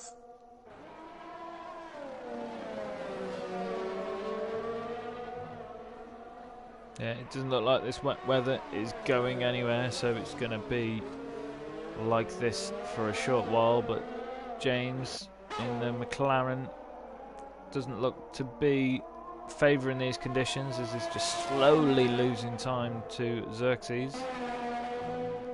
Xerxes back to about 9.5 seconds from old dad's.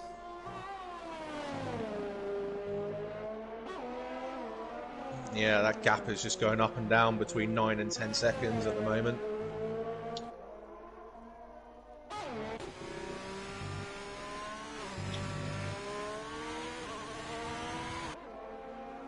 So Maxi having a steady race in 4th. Yes. Keeping himself out of trouble, and has got himself into quite a comfortable position there in 4th. He's not got anyone around him whatsoever, which is ideal. Just let him to count down the laps, go, navigate without having to worry about who's around him, and see if he is able to do anything about the cars in front. But good showing for Maxi at the moment in P4. Yeah, it would have been really interesting to see how, if a letdown estate did get out the pits in front of him, as how that would have affected the race. Because he's now 15 seconds clear of a letdown estate, where a letdown estate being held up by his teammate in the garage allowed Maxi to get that position from him. Yeah, letdown estate lost about 10-12 seconds in that pit stop sequence, having to queue and then wait for Red Bull to figure out what tyres to give him, and it worked out about 12 seconds he lost overall. It is unbelievably poor at this game, I've got to be honest, to not be able to do a stacked pit stop as per real F1. Yeah, it can't. I mean, it depends on the coding. I can't imagine it'd be too tricky to work that one out. Just to be able to. The thing is, even if it was a case of, you can say to Jeff, I want to box this lap on your radio. So even if it's a case of if you didn't do that, then they stumble and go, oh God, and they cost you 4 seconds. Yeah. But if you go on the radio and say, Jeff, I'm coming in, and the other car's in, then surely it should be able to just, I don't know. Yeah, the way this game is coded is it tells you not to pit, doesn't it? If your teammate is in or navigating the pit lane itself, it'll just say you can't service you right now. So it's almost as if they've just set it up the easy way. Yeah, almost. But let's not complicate it. We're just not going to allow you the option. Yeah, one car at a time. That's all you're allowed to have. Or Blood and Sand picking up his 3rd penalty, just as I was looking at the fact that now we have 2 drivers who are penalty free, which is CHM and James.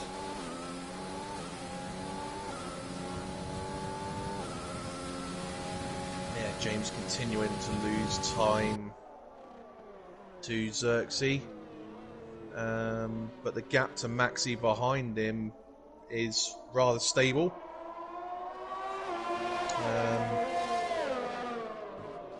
So James doing a good job to be P3 and to still not have a track limits time penalty. Obviously he had to drive through the speeding under the VSC earlier on.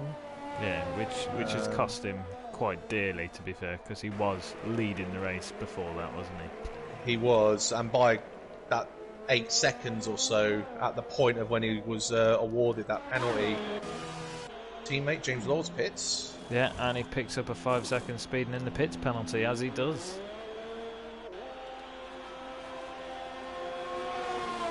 Ugh. I'm still confused as to why Blood and Sand pit earlier, because he didn't change his wing. So whether it was because he wanted a new wing and he just didn't change it.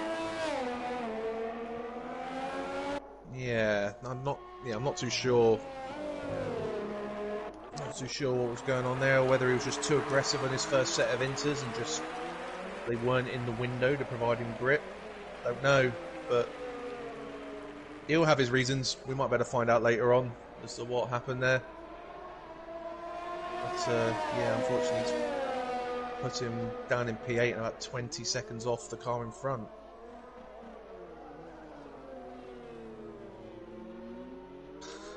A letdown estate's doing a great job of just defending Sega off. He is. It's just defending him off, but he's not actually having to defend. He's not having to navigate off the racing line at all. He's just driving around doing his own thing. Yeah, and Sega just can't find a way past. No. Just not got the straight line speed at the crucial points, and a letdown estate is just not making the mistakes to allow Sega to think about trying to maneuver elsewhere around the lap. They have got traffic coming up. I think that's CHM they're coming up to, so hopefully that won't affect this battle when they arrive on the back of that Mercedes to lap in probably in a lap or two's time. Sega's car does look a little bit more twitchy. I don't know if that's just where he's trying to almost force the matter a little bit to try and help himself get past. Well, that's it. He knows that he's strong round sector 2, and he's closer, not as close as he has been, but he is closer in this final sector now. But the straight line speed of that Red Bull just can't be beat by this Williams. It almost sounds like I went on board with Sega that time. It almost sounds like it's the traction control going into overdrive. And it's just not allowing him to put the actual power down to prevent the wheels from spinning. Traction control really did sound like it was kicking in a lot coming out of the final corner. Just heard the sort of the stuttering of the engine note. Yeah. Oh no, Prev. Oh, Prev's. He's gone at another VSC car, and Maxi is coming 10. up to him now. What? How has that happened? I left, suspect, right, and he's probably. I suspect he's run wide coming out of 9, and it's unsettled the car, and he's ended up at the barrier around turn 10. I think he's run wide on the exit of 9. And it's sort of 10s on him. That's the only explanation I can give for ending up in that position. Now let's hope there's no more drive-throughs. That's not what we want, is it? No. Don't want it to affect the race any more than it has already. We're back underway. Sega very close to the letdown estate this time. Benefited from that VSC, and a letdown estate's come deep, and Sega's having a look on the inside round the final corner. They're neck and neck, but the straight line speed of a letdown estate is surely going to come to win this battle here as we come down to turn 1. And the Red Bull, as per every other lap so far in this battle, wins out. Yeah, that just shows the difference there. I mean, Sega, not only was he alongside, but he was using overtake, and he was losing grounds. Yeah. So that just shows that the level of downforce these two have got are so vastly different that a letdown estate can just drive past him on a straight line. That's quite surprising how different that was. How much of a difference there were. That was a window of opportunity for Sega, but it just was denied by that straight line speed. It's just phenomenal.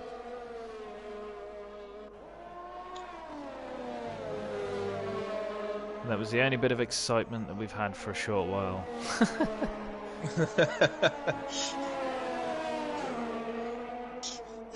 I've actually got my feet up at the moment.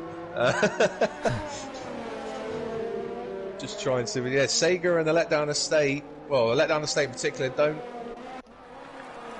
don't be surprised with the amount of coverage you're getting this evening. You two are getting a lot of coverage at the moment. Again, Sega is a lot closer coming out the final two corners, but just can't do anything about him. No.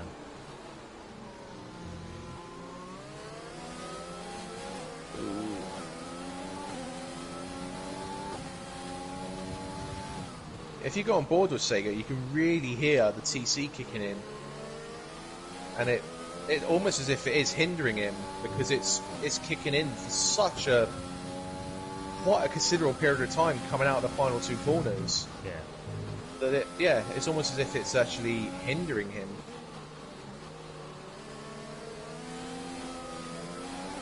But when you watch him, it doesn't look like he's got traction control on, because he's suffering with traction.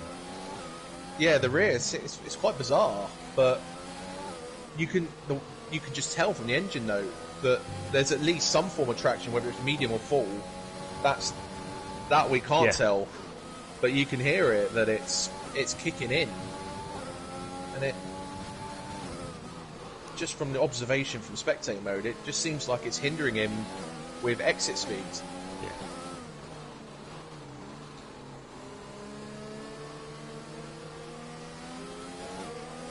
Blood and Sands has gone. Blood and Sands has gone. Turn 5. And Sega just immediately dove into the pit zone. Another VSC. That was quite clever there from Sega. It was. Maybe hoping for the fourth SC, but the thing is now, Letdown Estate's going to have to think about pitting soon for more inters, and he should lose out track position when he pits because Sega's not going to obviously lose much time. Yeah, doing it under VSC. CHM in also. And that's really unfortunate for Blood and Sand. He's had some really good races recently.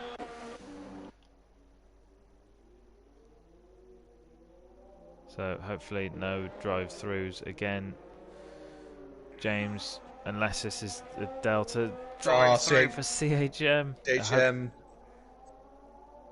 And he's just pitted as well. He does. Yeah. So he's just come out of the pit lane, and unfortunately couldn't get that Delta under control. So this will be the interesting one to see now. Sega obviously reacting very quickly to that incident, getting into the pits under the VSC.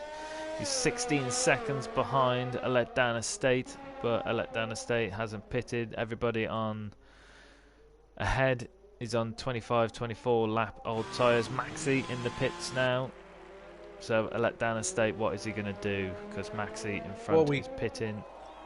We saw earlier with the guys with the drive-throughs, it was about 16 seconds to do a drive-through. So with Sega already being 15 seconds behind, having done his extra pit stop with a Letdown Estate now in the pits, Sega should be a good few seconds up the road once the Letdown Estate comes out of the pit lane. Yeah. And this is where we can study the Delta, because Sega will now be in front of a Letdown Estate. So him having clear air, is Sega actually faster than a Letdown Estate? We will find out. Yeah, there you go. 6 seconds behind now, Sega is a Letdown Estate. That's the difference. Yeah.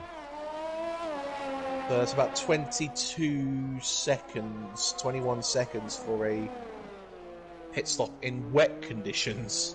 Yes.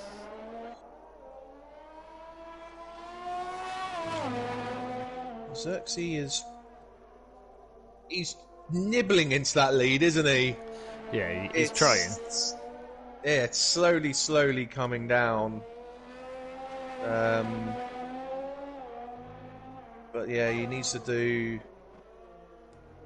a little bit more than that if he wants to catch him by the end of the race. Or is he, I don't know, is he maybe hoping to go a little bit longer on his tyres? That could be one element. With the inters, it does open up the strategy in terms of how far you can take those tyres. Yeah, this is where I wish we had an AWS tyre graphic for the spectator mode. Where it would the graphic where I'm pretty certain they just pick a ball out the hat to decide at what percentage it shows. Yes. Listening to how much Hamilton's moaning on the radio and just stick a finger in the air and go, yeah, they're about 90% worn, they must be. Yeah, just tyres a shot, lap later, fastest lap. Yeah, alright then. Yeah. Yeah, but that's Hamilton, isn't it? My seat's broken, fastest lap. These tyres are dead, man, fastest lap. I loved it in Monaco when it was just like, oh, these tyres are dead. These aren't going to make the last 30 laps. And then 30 laps later, he's still on the same tyres and gets fastest lap and... ridiculous. Xerxes pits.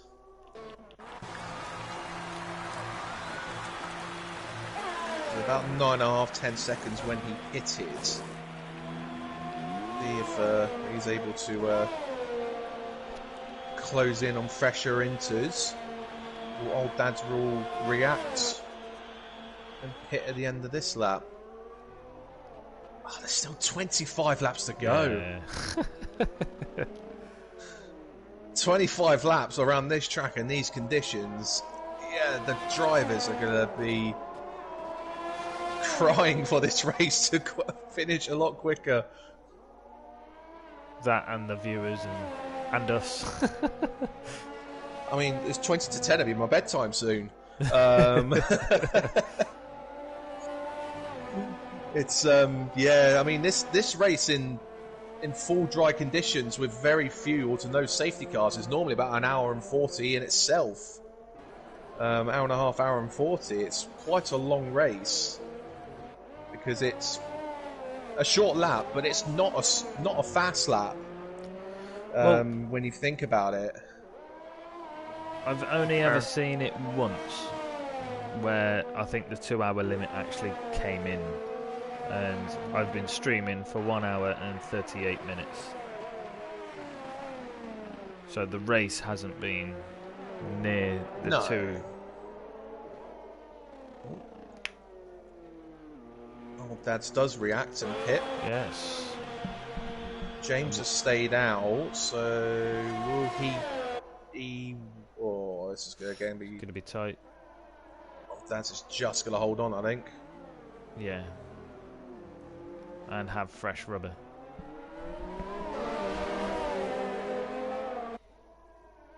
Xerxes about 8 seconds back from Old Dad's 7.7, so it's helped him a little bit. Problem is, he's got James in the middle of him now. Yeah. Well, James pit soon. DH7 again, not really wanting to get out of the way up ahead of these two, though. Well, now we've also got James Laws, who's...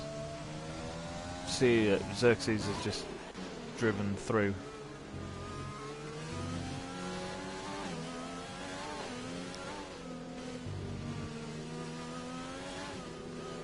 Oh. Yeah. It's not what you want, is it, when you're racing for podium positions? Well, you don't want it at any point, really, whether you're racing for a podium position or 1 point. Exactly, yeah. The last thing you want is to be held up unnecessarily, but just imagine if ghosting wasn't on and James had caught a CHM in that section of the lap, he would have lost seconds. Quite easily in that scenario, trying to navigate a lap car in the one section of the lap where you just cannot overtake. But it looks like Xerxes is closing the gap, I think. Now down to 6.4. Yeah, 6.4 to James, but it's still about 8 seconds to Old Dad's. That's a good point. Yeah. So it's pretty status quo at the moment between the guys in first and third. You'd expect James will have to come in the pits soon. Done nearly 30 laps on those inters, and there's still 23 to go. Yeah, he's gone the longest on these tyres. fair play to him, and he's not really been dropped off, is he? In these opening laps on old Dad's on his new set. So, yeah, James making his inters work quite well. Yeah. Yeah, as you say, there doesn't seem to be an absolute massive benefit between fresh and old at the minute. Although old Dad's is pulling away, but not quite to what you think the difference between 29 laps on a set of tyres would be. No, the 29, 30 laps difference on slicks, you'll be at least 2 seconds off the pace, if not more, around the track like this. So James is doing a very, very good job to hang on as he is to the guys around him. So yeah, he's slowly losing time to old Dad's and slowly being caught by Xerxes behind. Xerxes has just nibbled down that lead a bit more again. Down to 7.7. Oops. Something happened there? Yeah, Xerxes was... I was watching him, his throttle, and he just put a little bit too much throttle on coming out of turn 1. Just had a small wobble, but he managed to catch it and save it. Well, explain why the gap's gone back up to nearly 8.5. 8 seconds, yeah. I'm not sure about all the drivers, but I know that Xerxes does run minimal assists. You notice with Xerxes as well, I mean, he's keeping it in a higher gear to reduce that wheel spin. Obviously, as you just said, he uses minimal to no assists, one of which would apparently be no traction control. Yeah. Because he's not going below 3rd gear at any corner just to minimise that wheel spin. It's quite a clever little way to drive it in the rain. Yeah, it's what you've got to do when you've got no traction on, hasn't it? Oh, well, I mean, yeah. You drive no traction more than I do. I drive medium. Yeah, and it's either just run it in a higher gear, or go down the gears to get the turn in, but then just shift up the gears really early on, just to use the torque of the engine more than actually being in sort of the more optimum gear. I mean, that was sort of the tactic I was using when we had the rain at Austria, for example. Especially trying to get the traction out of that awful turn 3 in the wet conditions.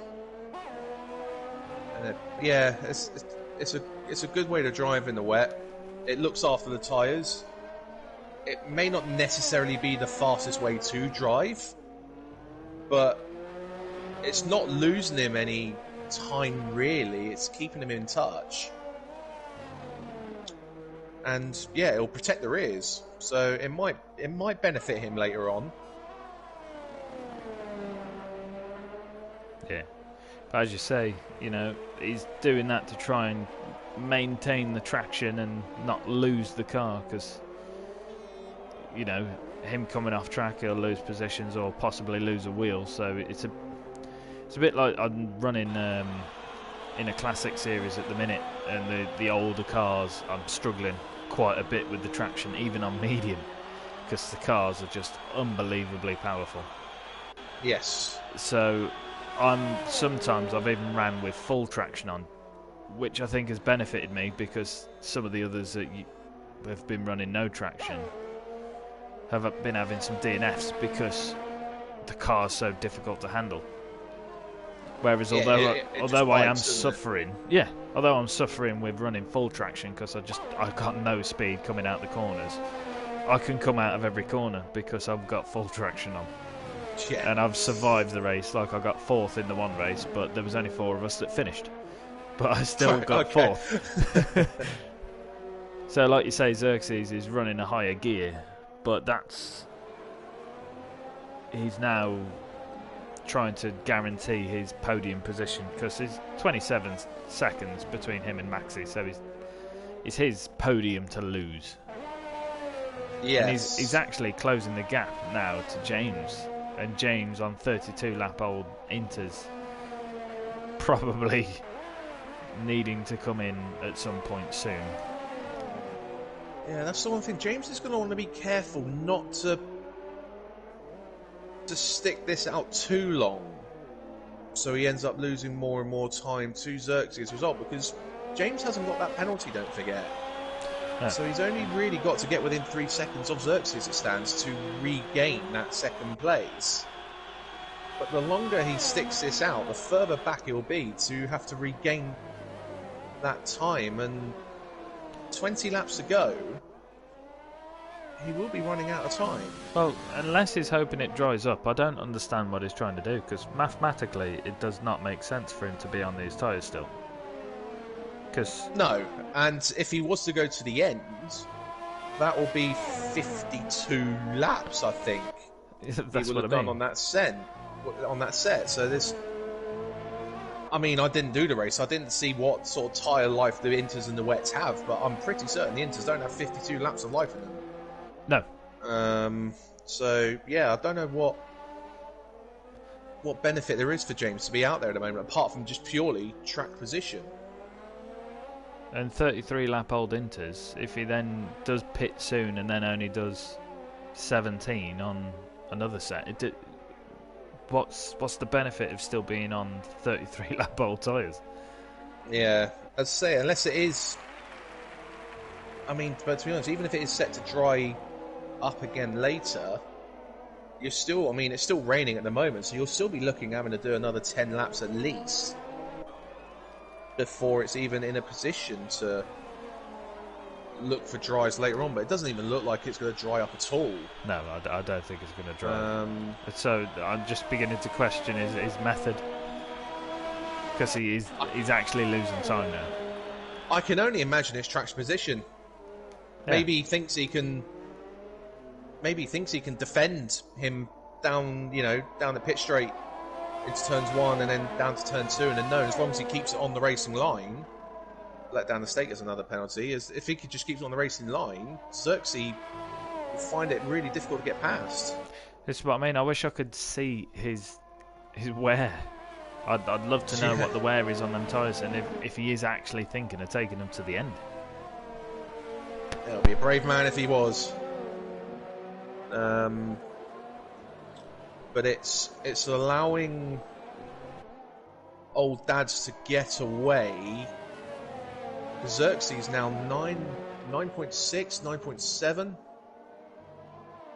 behind, so he's dropping time again. Old dads is using the newer tyres to build up that gap.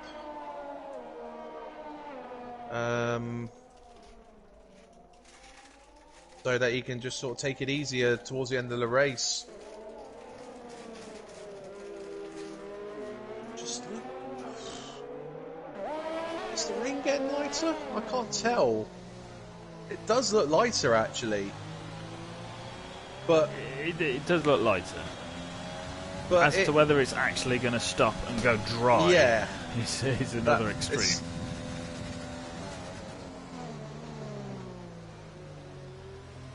Yeah, this is the only battle on track at the moment. But yeah, I'm like you. I'm trying to figure out what James's real goal is here, apart from just purely just staying in seconds. Yeah, just holding it out and just seeing what he can do on those older tyres. And then maybe if he does get overtaken, he'll then just box and put the fresh tyres on just to consolidate third place. Yeah, because he does have time and penalties to help him maintain that third place.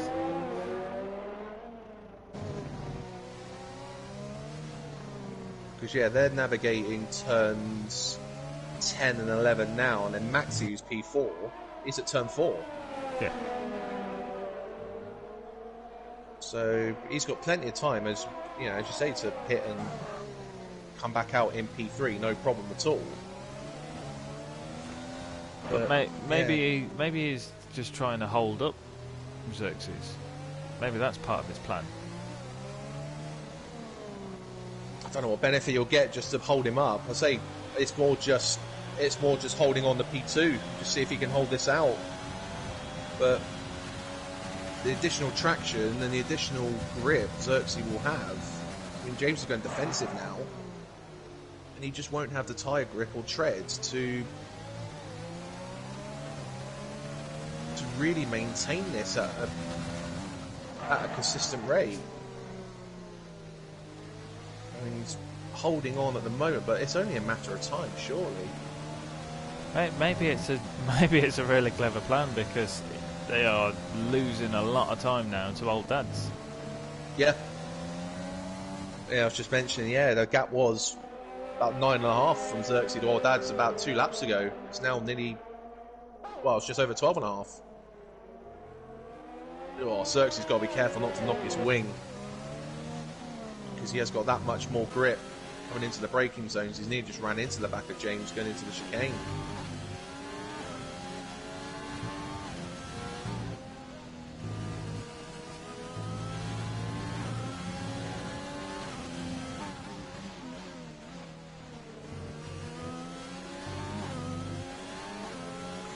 Oh, Sager's on the grass at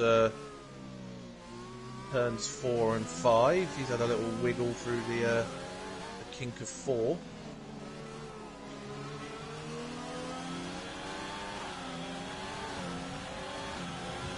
Xerxes again. Yeah, James just doing enough. Yeah. He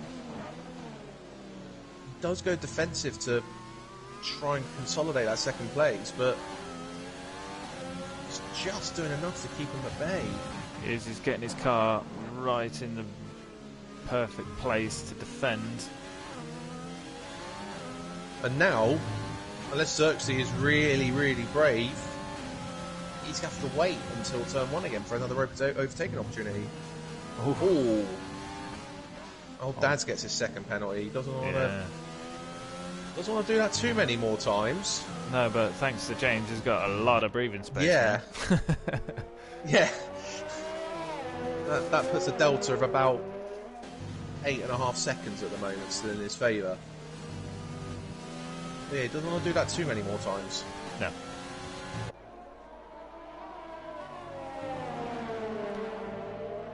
If it did go dry, I wonder if James is doing a trick the real F1 guys did by running these inters into slicks. Well, again, like we've mentioned with Hamilton, he did at Turkey. Yeah, that's what I'm on about, yeah.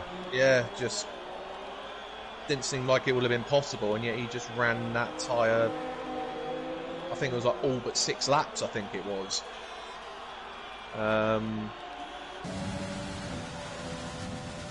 Xerxes does look a little closer this time. James, again, putting his car in a very defensive place, which is making it difficult for Xerxes. And Xerxes wanted to go on the right-hand side, but James said no. And James allowed to defend, moving in one direction, which he did do, which was the right way. And making it very difficult for Xerxes now. Nearly 16 seconds between these and the race leader, old Dads.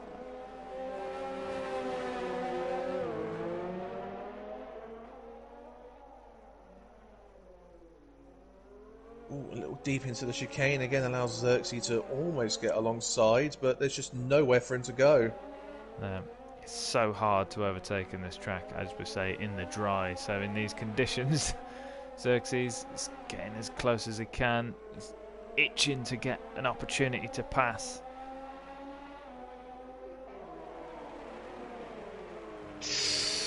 Very close. Very close. I think he's almost starting to realise that he's going to have to either be a bit more braver into turns 1 and 2, or go for something a little bit different. Yeah. Because he drops back at the beginning of the straight. He does, because he's running full traction, and he's obviously, he come out of that final corner in 6th gear just to guarantee that he's not going to lose the back end. Yeah. Yes, as you say, he was 6th gear coming out of that corner, where James was in 3rd Yeah. gear. and full throttle. Yeah. So making it very difficult for Xerxes to get past, but Xerxes definitely has the pace, just needs the opportunity to use that pace, which James is just not presenting at the minute. And oh, that was a nudge. That was a nudge. That was a little tickle. And so that's what I was just saying a couple laps ago. He's got to be careful because he's got that braking and turning capability that James won't have with the such difference in tyre life. That Xerxes can easily break his wing, and then even with the fresher tyres, he will start falling back. Yeah. And that changes Xerxes' race completely. But he is right stuck to the back of that McLaren, and he does make contact again. He's desperate to get past. Losing traction out of the final corner.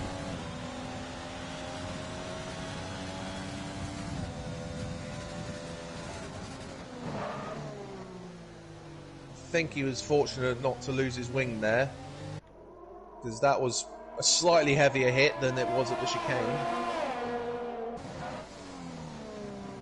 Don't think he lost any end plate or any parts of the wing at all. Not lost an end plate. It might have took a little bit of damage, but still everything present from what we can tell from our views.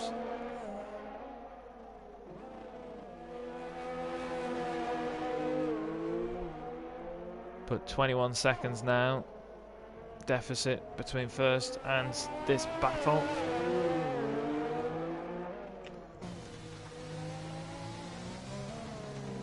Yeah, it's just worked out well for old Dads. He just got out the pits in front. Xerxes lost the back end, lost half a wing, so he's going to be pitting. And if James has got anything about him and he's just seen that, I think James will take the opportunity to pit at the same time. It'll make sense to. I was just going to say, I mean, old Dads did. Stay. Oh no, he changed his mind. He changed his mind. Yeah.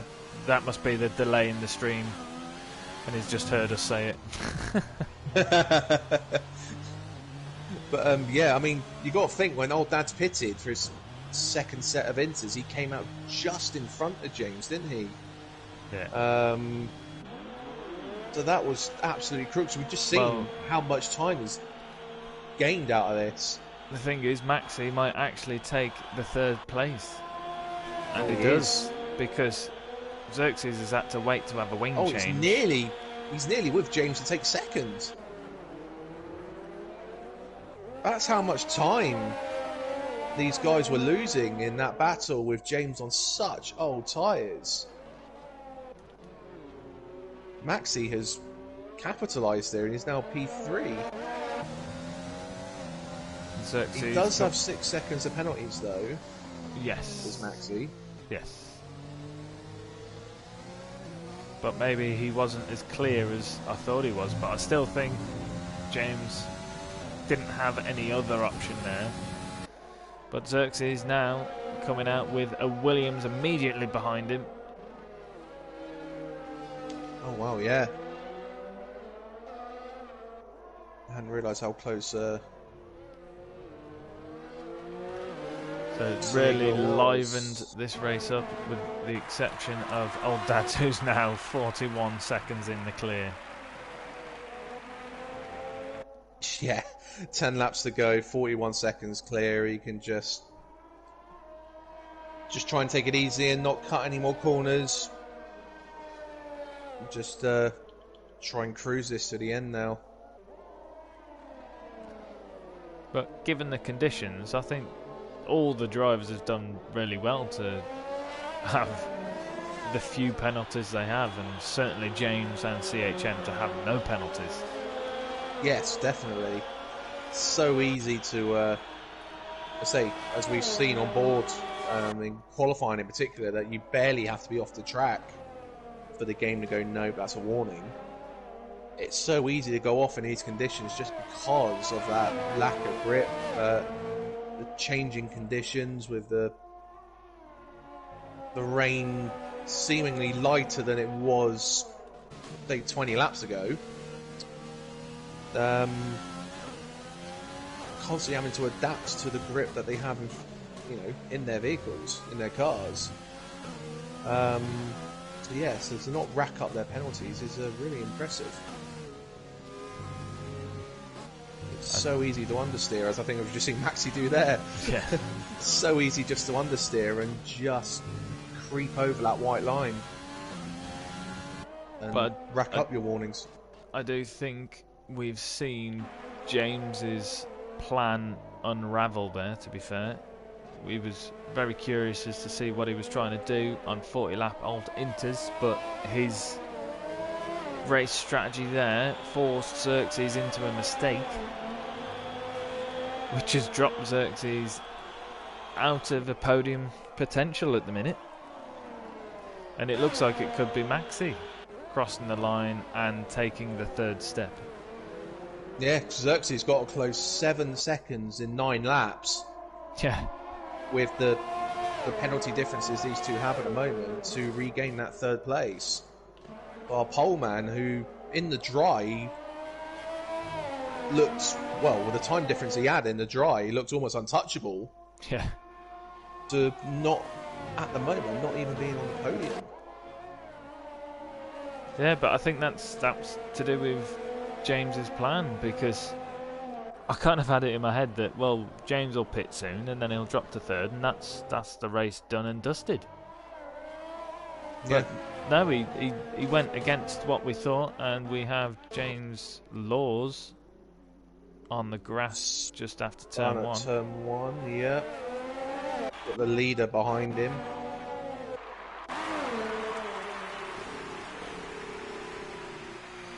But yeah, James sticking out and going against what I think we was even thinking and saying, to make it that he's in second place comfortably now. Say, be the skeptic. Maybe that was his plan. I hope that Xerxes made that mistake to allow him to pit and stay in P2,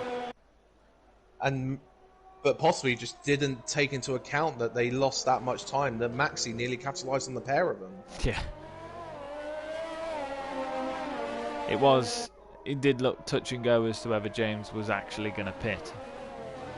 Yeah, I personally, if Xerxes hadn't knocked his wing, I don't think he was gonna. Probably the longer not. The longer it was going on, the less likely he was going to, because otherwise it just wouldn't have made any sense to go 40, 50 laps on a set to then just do 10 laps. Yeah. I think his late reaction might have been from game chat. Maybe Xerxes was saying something to say, potentially, I've got wing damage. So then James thought, right, now's my time, and changed his mind on what his plan was. So, yeah, it was a late decision to pit, wasn't it? From James there. He did react very last second to dive into the pit lane. There you go. Xerxes pushing hard has now got his second penalty, which puts him on the same amount of penalties as Maxi, so he's now got to do the whole 9.5 seconds if he's going to want to take P3. I was about to say time now down into the 9 seconds for Xerxes. He's really trying to close that gap, but no, he's crossed the line there, unfortunately, literally, but on par with the race leader. I tell you what, Maxi has found half a second that lap. He's not given up on P2 just yet. I know it's probably likely to just be P2 on the road and maybe not in the overall results, unless he's able to pass him quickly and then pull away 6 seconds. But he's not given up on that McLaren on the road just yet. Yeah. Big difference in battery deployment between the two. A little difference in the tyre life, but I mean, we saw James 30 laps younger than Xerxes was able to keep him in front. Yeah.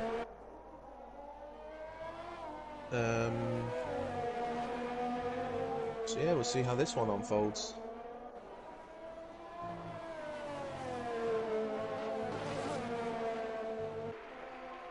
Yeah, just a bit further down the field. So Sega is in P5. He is dropping back from Xerxes. But that again would probably be expected considering the tyre life differences between the two. I let down the state, holding a steady, stable P6. 23 seconds off Sega and about, well, nearly 40 seconds, 35 seconds ahead of Dino, who is in P7. Who also has a massive gap to James behind him in P8. Who has pretty much a similar gap to CHM in P9. Yeah. And that's actually it, because Silver Slugger left the session earlier on, didn't he? Yes. So that's actually it. So there's only 9 drivers really out there at the moment. Yeah, and the time difference between Sega and a letdown estate, obviously Sega got in and pitted under the VSC, got out, and then a letdown estate pitted the next lap. Now 24 seconds between them, so in clean air Sega in these conditions is faster, but letdown estate did have a great start to this race. He did, and he got himself the track position he was wanting to. You know, he was as high as P4, wasn't he? He was, in the early stages. Yeah. And then he was just unfortunate to be caught up behind his teammate in the pit stop when it started raining. Yeah, because that changed the whole thing, because that put him behind Maxi, put Sega on his tail, and he held Sega for a long time, and he did well there to put the car in the right place, and he got the straight line speed to defend down the start-finish straight. And then the VSC compromised him because Sega did well to react to pit just as the VSC was being deployed. Yeah. He read that well with, was it 4 VSCs we've had in this race? 3 or 4? Yeah. I think 3 or 4 of them was to do with Slugger. Yeah, we had one for, well, we've had one, I think, for each of the retirements, haven't we? Blood and Sands and Prev. I think both of their crashes caused the VSC, I believe. Yes, you might be right, actually. Yeah. And then at least 2 VSCs for Silver Sluggers, spins around turn 4, turn 5 area. Maxi's starting to drop off James now, though. So that's that hope and that chance of getting P2 is fading away. Yeah, and Xerxes now only 5.3 seconds behind, so if it weren't for that extra penalty he picked up, he would have been... I was going to say, that's come down fast. Yeah. Is that Maxi dropping off, or is that Xerxes picking up, or is that both? Yeah, I mean, it could be an element that Maxi maybe is on the fringes of a third penalty, maybe just one warning away. And it's possibly almost tense. Ooze. And James is off! Oh no! Spun out the final corner! Yes, which is not where you want to spin, because if he's taken wing damage, which at the view I can't see right now. Yep, the end plate's gone. Right end plate's gone. Oh no. He's struggling. So Maxi up to P2, Xerxes P3, and Sega might have a chance with that downforce deficit that James has. Sega might have a chance to nick P4 at the end here. Oh, easy, actually. He's closed in 3 seconds in those 2 corners. Yeah, James is struggling with that. So James is going to have to pit. I know there's only a few laps left because, he can't do that. Yeah, he can't turn. He's going to have to pit. Which, with how long it might take, it actually might put a letdown estate in front of him on track. I think he will lose out to a letdown estate on track, yeah. So I think he's going to lose... probably 10 seconds navigating the remainder of the lap, and then he's got the slow pit stop for the front wing. Yeah, I don't know what happened. He must have just James Laws has gone on slicks. What? James Laws has pitted for the soft tyre. It has stopped raining. It has stopped, but there's still a lot of spray being kicked up. Yeah. Well, that's Oh, he's he nearly spun in front of Maxi coming out the pit lane.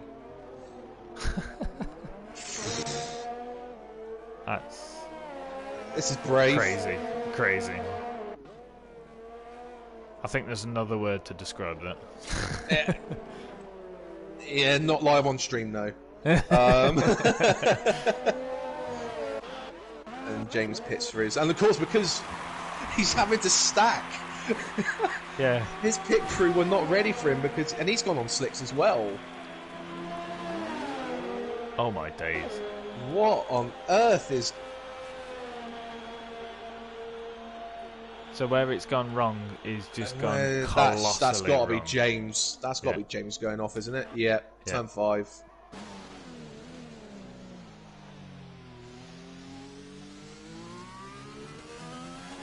Actually,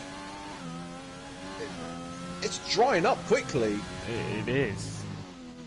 It is drying up rather quickly at the end of this race. Ooh, James still struggling.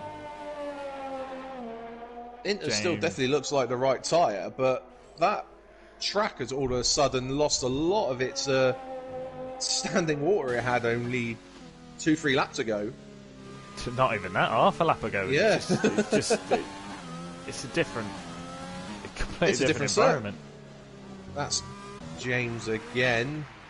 Well, that's it. I mean, James Laws can't keep it on track. And the other James, Daisy as well. He's gone off at the same place. Thank God for ghosting. Yeah. The thing is, James Laws now is going to have scalding hot tyres. Yeah. And Sega's pitted for softs. Oh. Why would you take that gamble? 2 laps to go. Why would you take that gamble for slicks? A letdown. Getting 4th place here.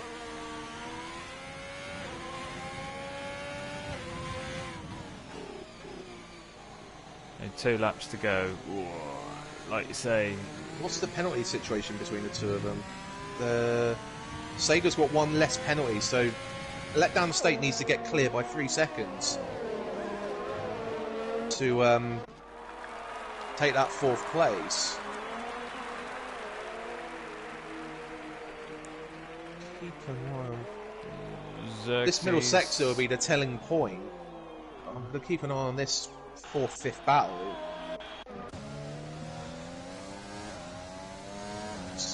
I tell you what, Sega's pulling away.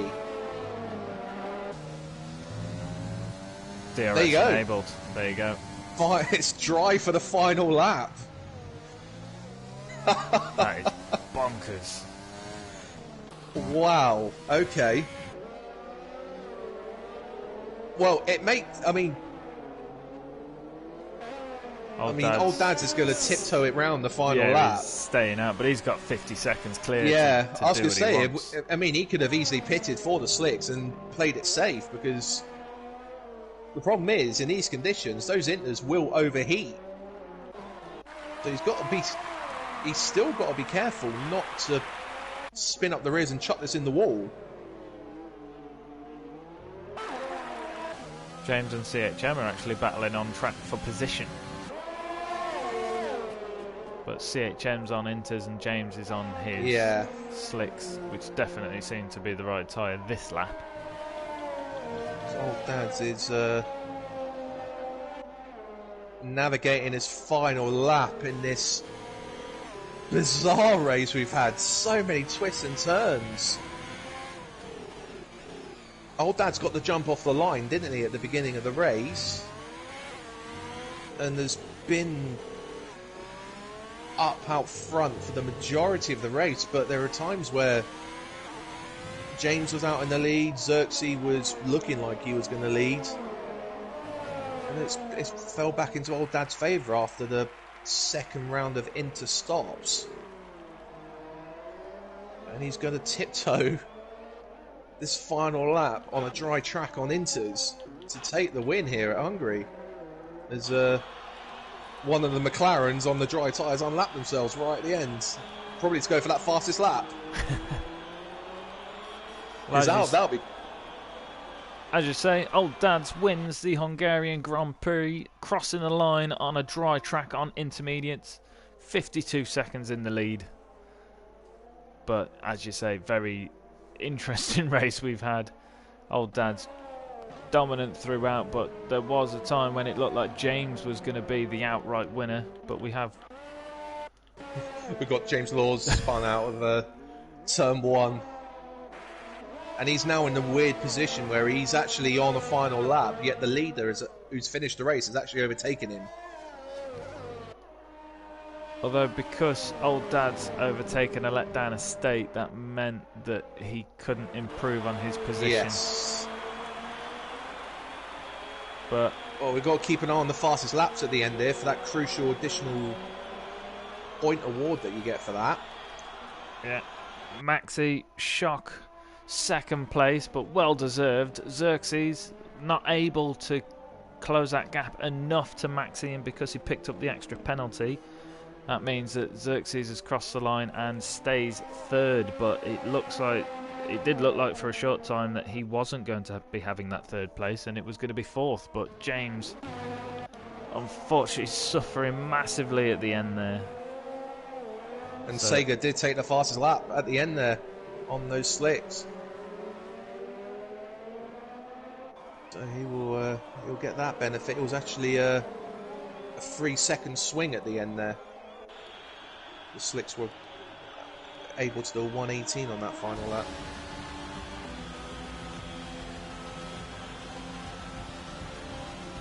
Wow. What a strange race we just witnessed there. That was incredible. I'm just seeing if I can get these guys in for a post-race interview.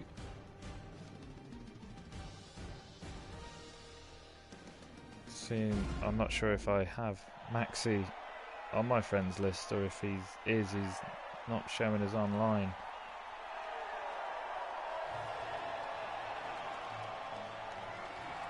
I don't think I have him. Hopefully one of the other guys might, that you invite in, hopefully they can get him in for us. I'm trying to find Old Dads, but I'm struggling here as well. And it's blue sky on the results screen. But yeah, Old Dads takes the win with a 53-second margin at the end there over Maxi, who finished P2, and then Xerxes finishing P3 after a few little incidents which held him back. Sega taking P4 with a fastest lap on the final lap. A letdown estate recovering up to P5 and taking advantage of some of the crazy antics we saw at the end of the race there. Daisy taking 6th, one of the few drivers not to get a penalty in this race.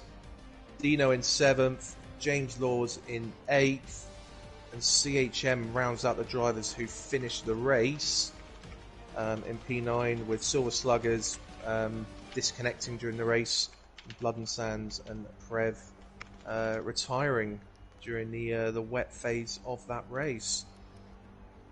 Yeah, still only 2 drivers, Daisy and CHM, not picking up penalties, so well done to those.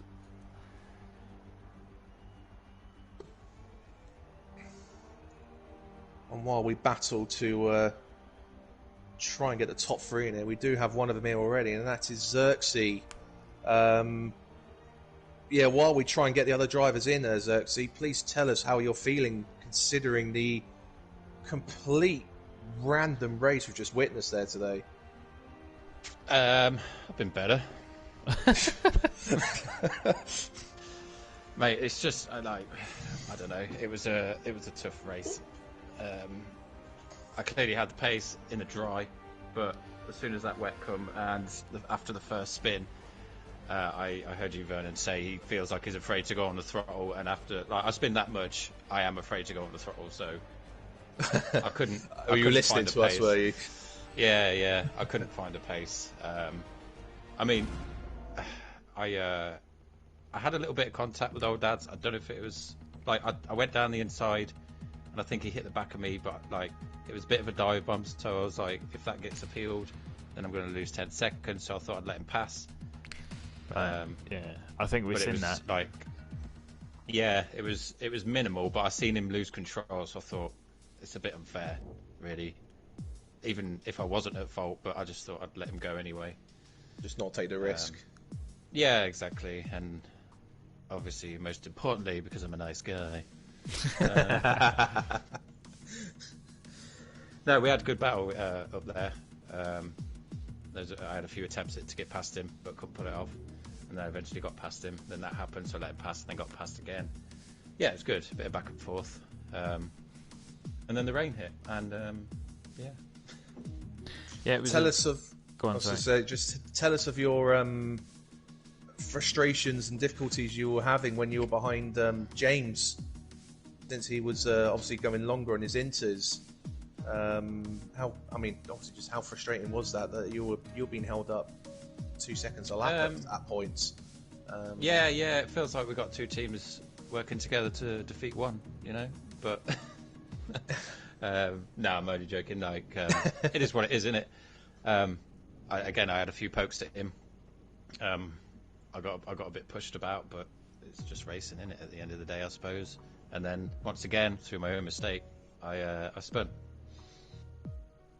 Yeah, I think James was inviting that pressure to try and not cause an incident. Yeah, I don't think there was anything malicious there at all, but he was just trying to use his track position to his full advantage, which seemed like it was going to work until the race dynamic changed again as he spun at the end, and Maxi snuck in there for a shock second place. Well, I said to Chris after I let old Dad's pass and then I spin, that's my kind of karma, that is. You know, I do something good and then shit happens to me, but well, again, it's just my only weakness is spinning, I suppose. I mean, I did all right in quali, that went all right, and then obviously I held up Mark, as he's just said in the Discord. Yeah, sorry about that, mate. I needed a new wing. Yeah, I say we caught that, and I picked up on that as just it was so unfortunate for a letdown estate to it was having to wait as long as he ended up having to, with the way that this game is with stacked pit stops. It doesn't manage it. Yeah, it's so unfortunate for James as well. He did so well, like no pens. Like, yeah, it was like a different person.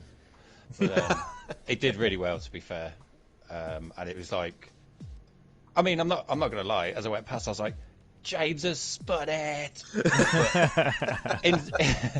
But in the back of my head, I was like, fuck, that's so gutting for him because he's done so well. Yeah. But yeah, I seen that opportunity and went for it, and then I tried to push to get Maxi, and got a penalty.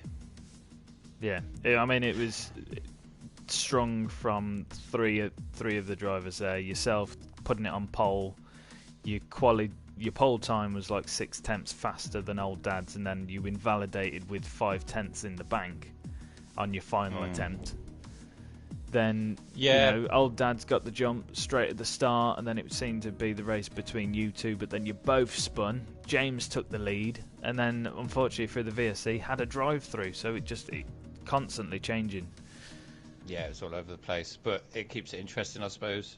You know, it would have been nice to keep up with old Dad's, but I think we were pretty much matched on pace in the wet. I just couldn't get any time on him at all. And then obviously when I got stuck behind James, he just went for it. It was almost as if you guys were chopping and changing for our benefit for the spectate side. So there was a phase of the race where it was just watching you trying to battle past James, for example. The rain really spread the guys out.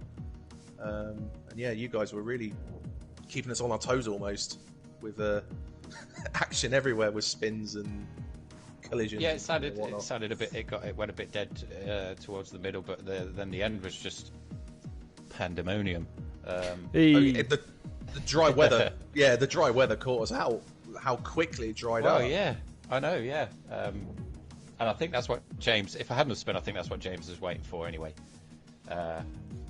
because they had some serious pace towards the end. But me spinning obviously gave him the time to pit and change. But yeah, never mind. No, it was a fantastic race. Unfortunately, we couldn't get the others in on the voice chat for a post-race interview, but congratulations Shout out on to Chris as well. Sorry to interrupt. Shout out to Chris. he kept me calm.